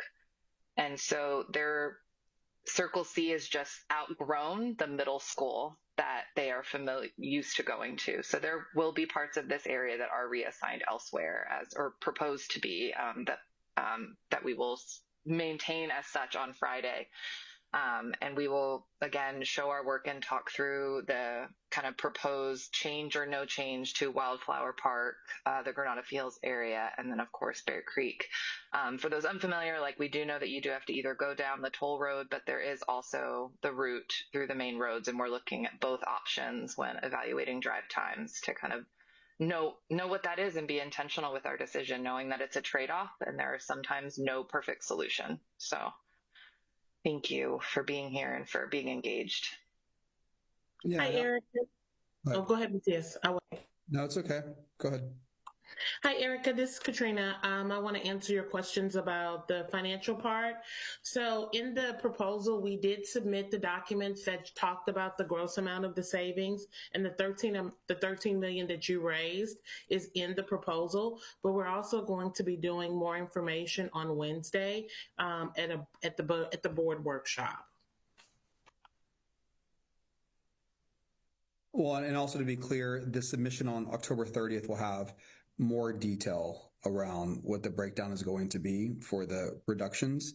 And so, Erica, hopefully that's responsive so you can kind of see how each school ultimately, when combined, what the projected savings would be based on our staffing allocations and any kind of offsets we would need to support that transition. The last thing I would say is, to Rachel's comment on the boundaries, this is one of those things where, Kuritzky will ultimately be too full, Bailey will be too empty. Do we have an understanding of what families will select if the change is maintained? I don't have a sense because I've heard lots of different things and I've seen different things play out in Austin ISD as well as elsewhere in the state. But we're using this process to understand kind of what the challenges would be if it held, and then do what we can to accommodate our students and families. But we do not want any family to leave Austin ISD. But I also want our families to do what they believe is best for their students. Just that if we get these schools to be too full, it creates other challenges that we as a district have to manage. And in some cases we can't. And over enrollment is a significant issue. So I just wanted to make that statement before we transition on to the next question. Thank you. Our next speaker will be Anna Horn, followed by Diana John.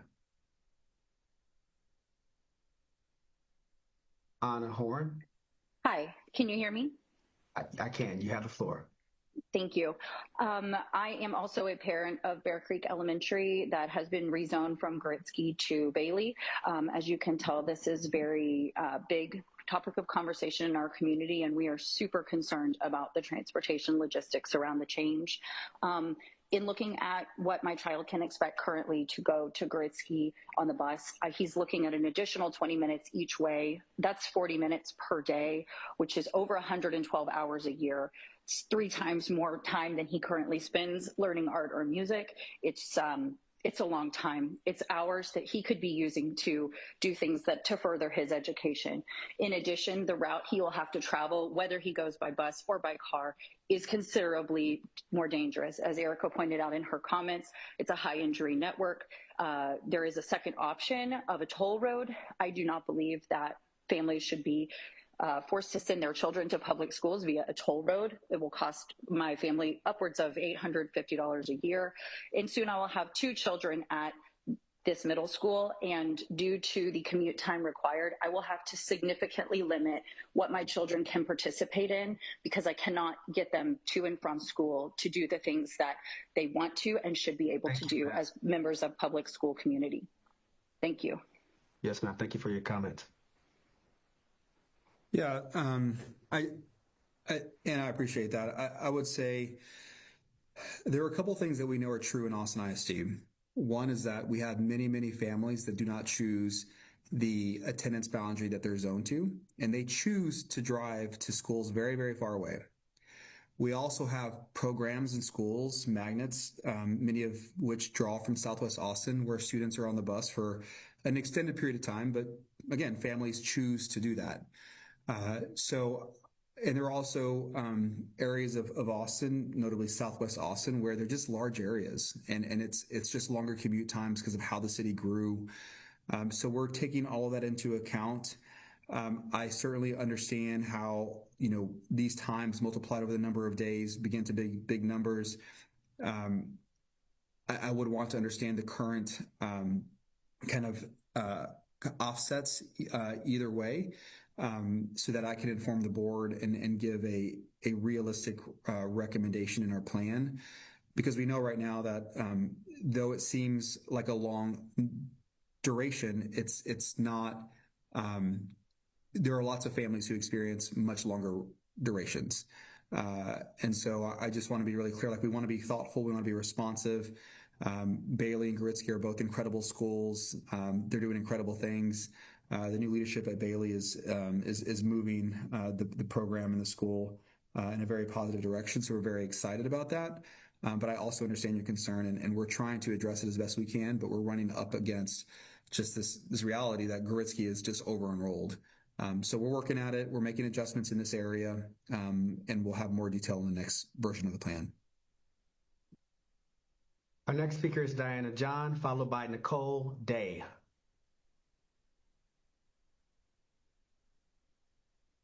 Diana John. I'm here. Can you hear me? I can. You have the floor. Okay. All right, let me pull up my page. Okay, the superintendent started today's session by saying we want strong, vibrant neighborhood schools, but it doesn't seem like you tried to understand what our neighborhoods actually are or how our roadways work before making this plan. With regards to Patton Elementary, the two neighborhoods that you're moving out under the current plan to go to Boone, Western Oaks and Beckett Meadows, are right next to Patton. I live in West Creek, and it takes me 5 minutes and just one traffic light to drive to Western Oaks, pick up classmates for practice, camps, etc. with my son. We all know it takes a village, and you are literally breaking up ours with this plan without meeting any of the other guidelines aside from balancing enrollment by sending a few more kids from our area to Boone. You're also asking these neighborhoods to now go under a major highway, MOPAC, and instead are taking kids from Oak Hill who now have to travel over another major highway, 71, that's currently under construction. I teach swim there 6 months out of the year, and it takes me 20 minutes with traffic regularly to get that. Moving 10 to 12 kids per grade to Boone doesn't seem to outweigh the benefits of keeping them at Patton. And just to finish up, if highways are supposed to be a consideration in this plan, why are highways not highlighted on your maps? And I know you've done a walkthrough of different areas. Have you done the same with our areas to see how the commutes work for our students? Thank you so much for your comments.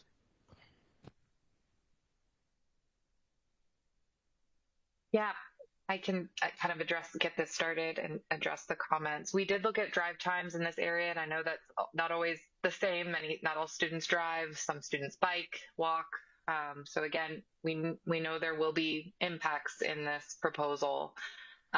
This part of Austin was tricky because of how many schools are under enrolled, like their boundary was too small. And so we have limited options because there are also some that border that are, so Oak Hill was too large, and then you have Boone and Clayton that are both, their boundaries are smaller than their building. So that is why you see so much of the kind of feathering, as we talked about, in order to balance all of South Austin elementary schools. We did look at drive time from kind of the farthest point of what we're reassigning to Boone, and it was comparable. So even though that's when we're going to show a boundary over a highway, we do want to make sure that there are decent highway crossings, that it actually is tenable. And we looked at it during the traffic time. We, of course, cannot anticipate all the other logistics that go into everyone's daily lives because everyone has different routines. And so it is hard for us to kind of predict and plan for all of that. But we did look at drive times at the start of the school day, at the end of the school day, to really at least focus in on that element and making sure that the students that we're reassigning can still, get to and from school at a reasonable time frame.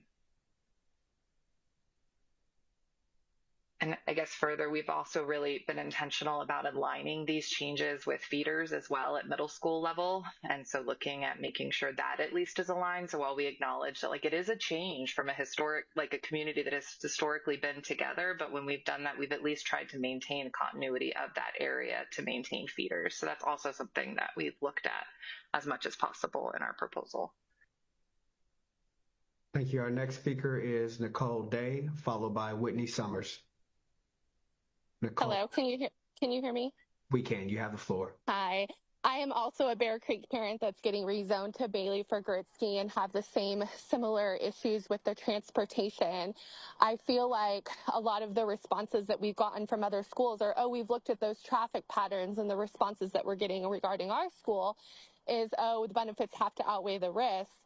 To me, middle school is a huge transition for kids. To put them on a bus for 45 minutes each way, 90 minutes a day, do you know how much trouble those children are going to get into? It affects their mental status, doing all of that, not being able to be a part of programs. There are a lot of dual families that are working and cannot take their kids to and from. I did hear the response that there's a lot of schools that are a farther commute, magnet programs. Those parents choose those programs. We are not choosing this. Thank you for your comment.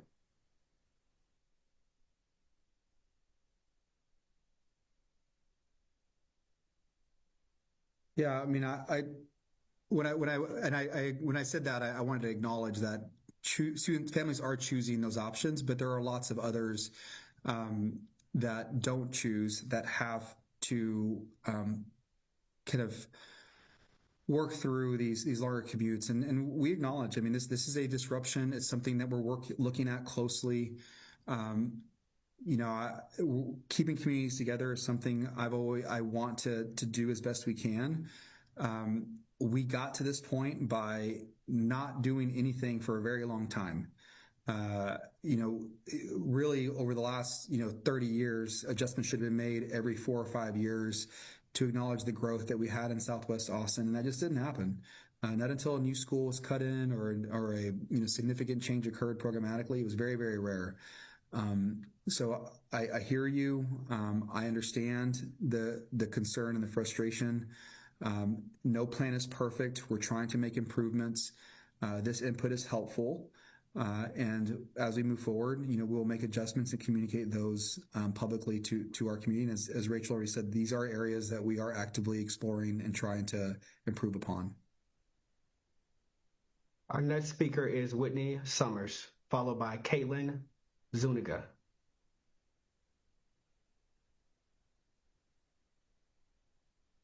Whitney Summers, are you here?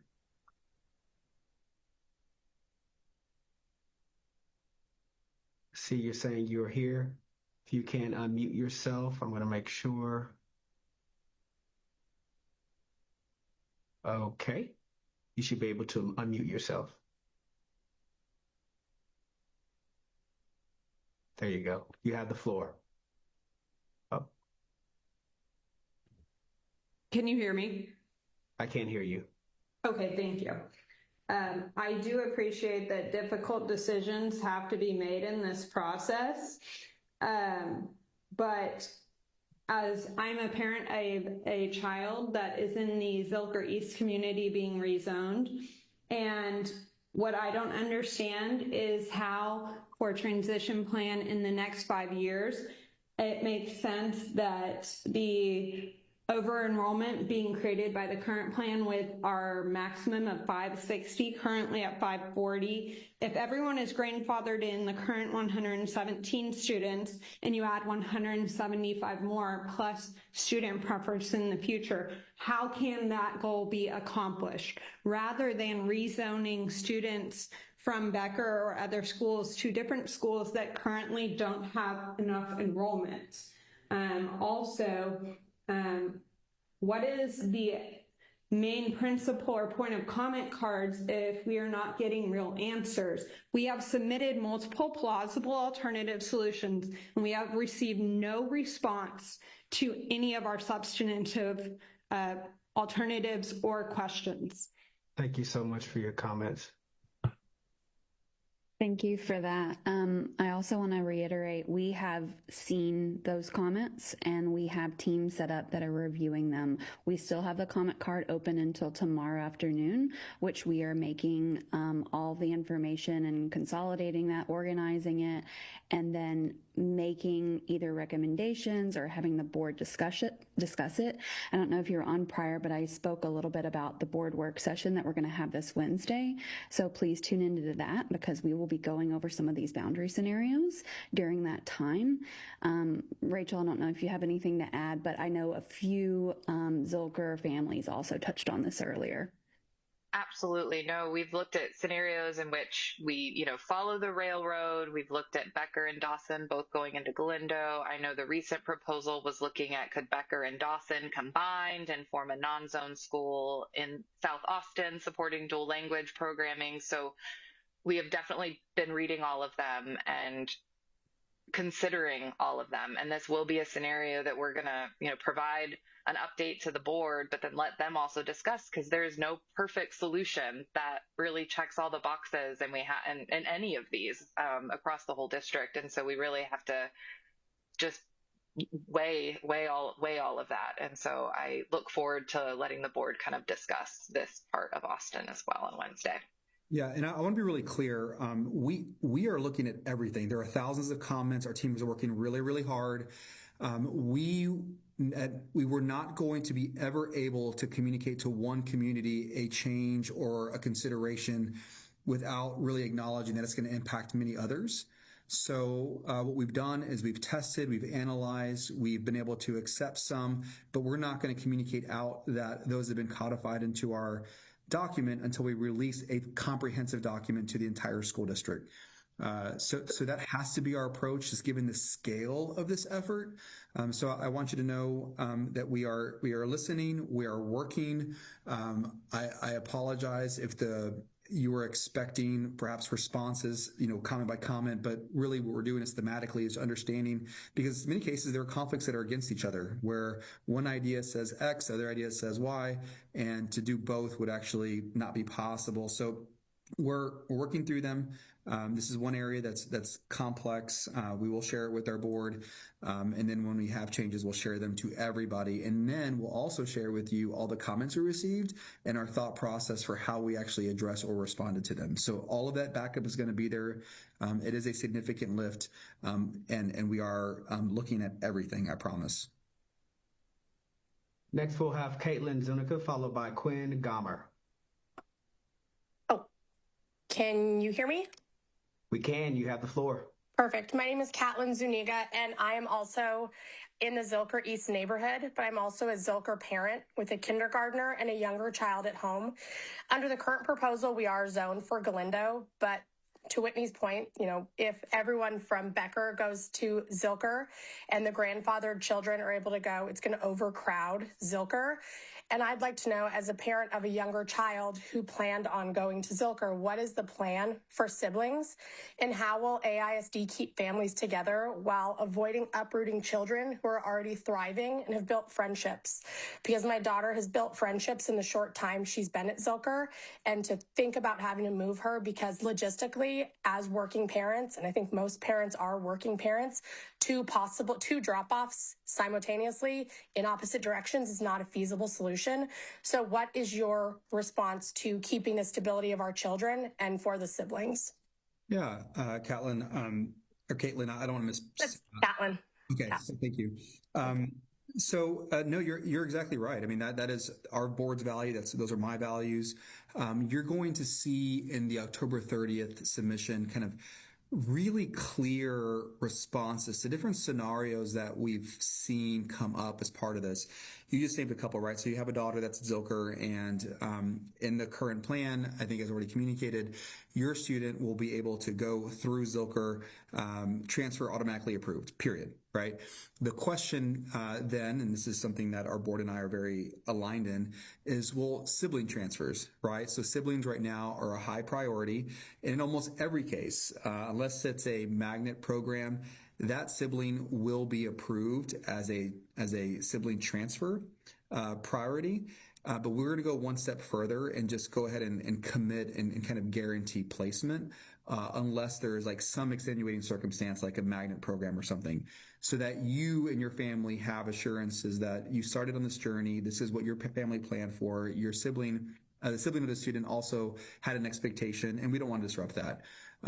We also recognize that by providing these transitions at this moment, there's going to create some stresses in some of the schools where we may get to 110% utilization, or maybe it's going to be a little bit more challenging. We're working through that right now. We are confident, based on the numbers that we're seeing, based on the assumptions that we developed, that we will be able to manage them. But you will be able to, once the new document gets released, have assurances on what your students experience will be given where they are currently. We do not want families to have to go to 2 elementary schools to unless they choose to do that, to drop off their kids. That is an unreasonable ask for our families. We do not want to do that. Our board does not want to do that. And so we're going to provide that clarity, and you will have that in the next kind of revision of the document. Our next speaker is Quinn Gomer, followed by Michelle Hurd.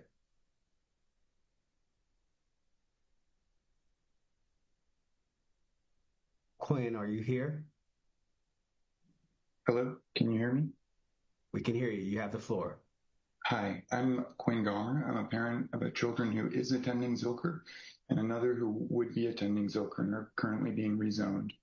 How will Zilker be able to handle the additional 175 students from Becker if current students remain at Zilker and siblings are guaranteed transfer in?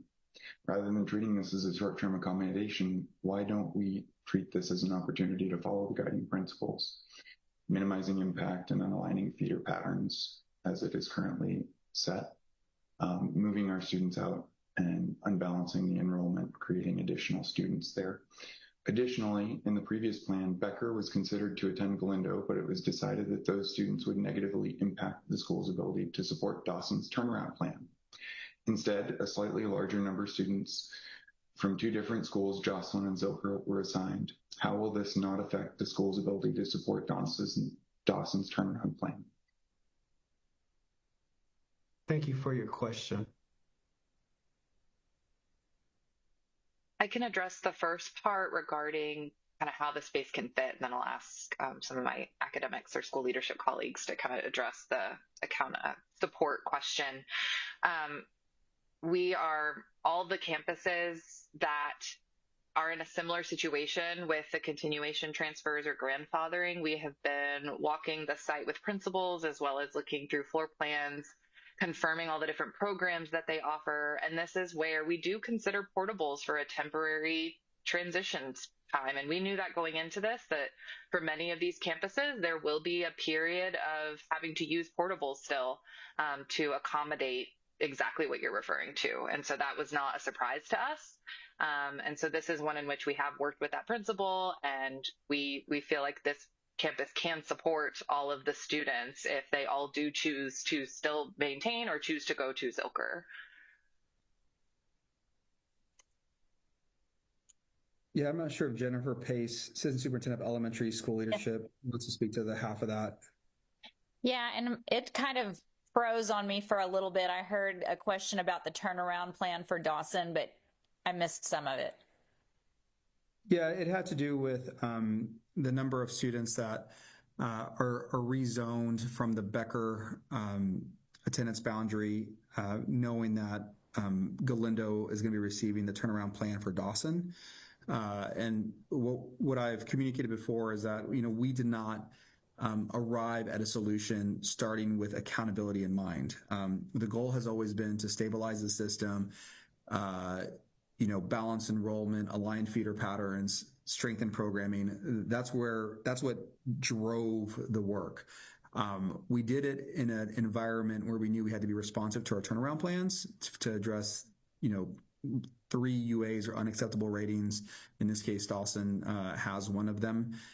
We looked at lots of different scenarios. It was never an intention of, this school or these students help this school. What we were mindful of, however, is bringing a full student population that had significant needs, and just recognizing that's a significant lift.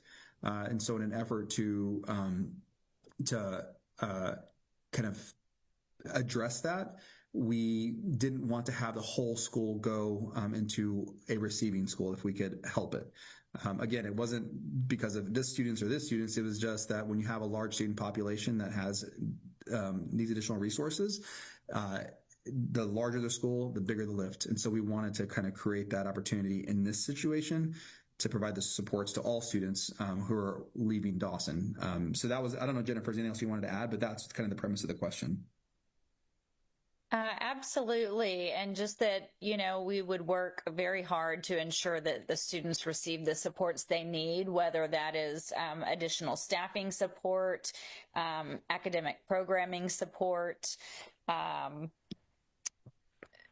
professional development for the teachers, but just as part, and even just transition planning throughout the next semester, just ensuring that there's collaboration across campuses that would involve administrators, staff, and even communities in preparation for the change. Thank you. Next, we'll have Michelle Hurd. Hi, can you hear me? We can hear you. You have the floor. Thank you. I appreciate you all answering our questions tonight. The current AISD consolidation proposal relocates 2 wall-to-wall dual language programs next to each other from Riley to Wooten and from Ridgetop to Pickle, and consolidates the neighborhoods left behind into Riley. In order to ensure the successful relocation of these programs, the leadership, staff, and many of the families are being encouraged to leave their neighborhoods to participate in the relocated programs. Right now, the consolidation proposal leaves behind only the 4 walls of the Riley campus. And without intentional planning, Riley risks becoming a patchwork of vacancies rather than a cohesive school community. I've got 2 questions for you all. I'm currently zoned to Ridgetop and trying to make decisions for my family, and I want to know if the next draft will include more details on how AISD will support Riley Elementary, a school that's been stripped of its programming, leadership, staffing, and a majority of its students, to relaunch as essentially a new school next year for the families who want to stay in their neighborhood school. And given the concern parents have about this, how long will consolidated schools be given to get their feet on the ground, especially if initial enrollment numbers are low, because there's low confidence in the plan AISD is presenting? Go ahead. Yeah, it's a thoughtful question. The one thing I want to say before we hand it off to anybody is, we want our students in these communities to feel as though there are familiar faces. Well, actually, not to feel, to see familiar faces. Now, the programming in this draft plan does have Riley, transitioning to another school, Wooten. But when you think about the student populations and the size of the school, it is my expectation that you're going to have familiar faces from, both Ridgetop and Riley, because they're going to campuses where there are dual language, educators, certified educators. Remember, the goal at those campuses is to welcome students who are in the neighborhood. So we want to make sure we have familiar face and staff there. So I want to be really clear, we fully expect not to have every single person just being like a new person. That's not how this will work, given what staff we have available, where they're located, and kind of what certifications are going to be required. So I think it's going to be a blend of both. So I do expect for you to have familiar faces in the school, staff, and others. When it comes to the plan, one of the things that you will see in the next version of the plan is just the framework that we're going to use to transition each school. We have been very, very clear, we are not going to finalize or build out the plan without community voice. So I want our families, yourself included, to understand that we are going to engage with you. We're going to understand what you expect to see, what you think a healthy transition would look like, which is why we need the time now to start doing that work. If we delay this vote to the year after or sometime in the spring semester, which I would not support, we lose the time to actually build the plan with community.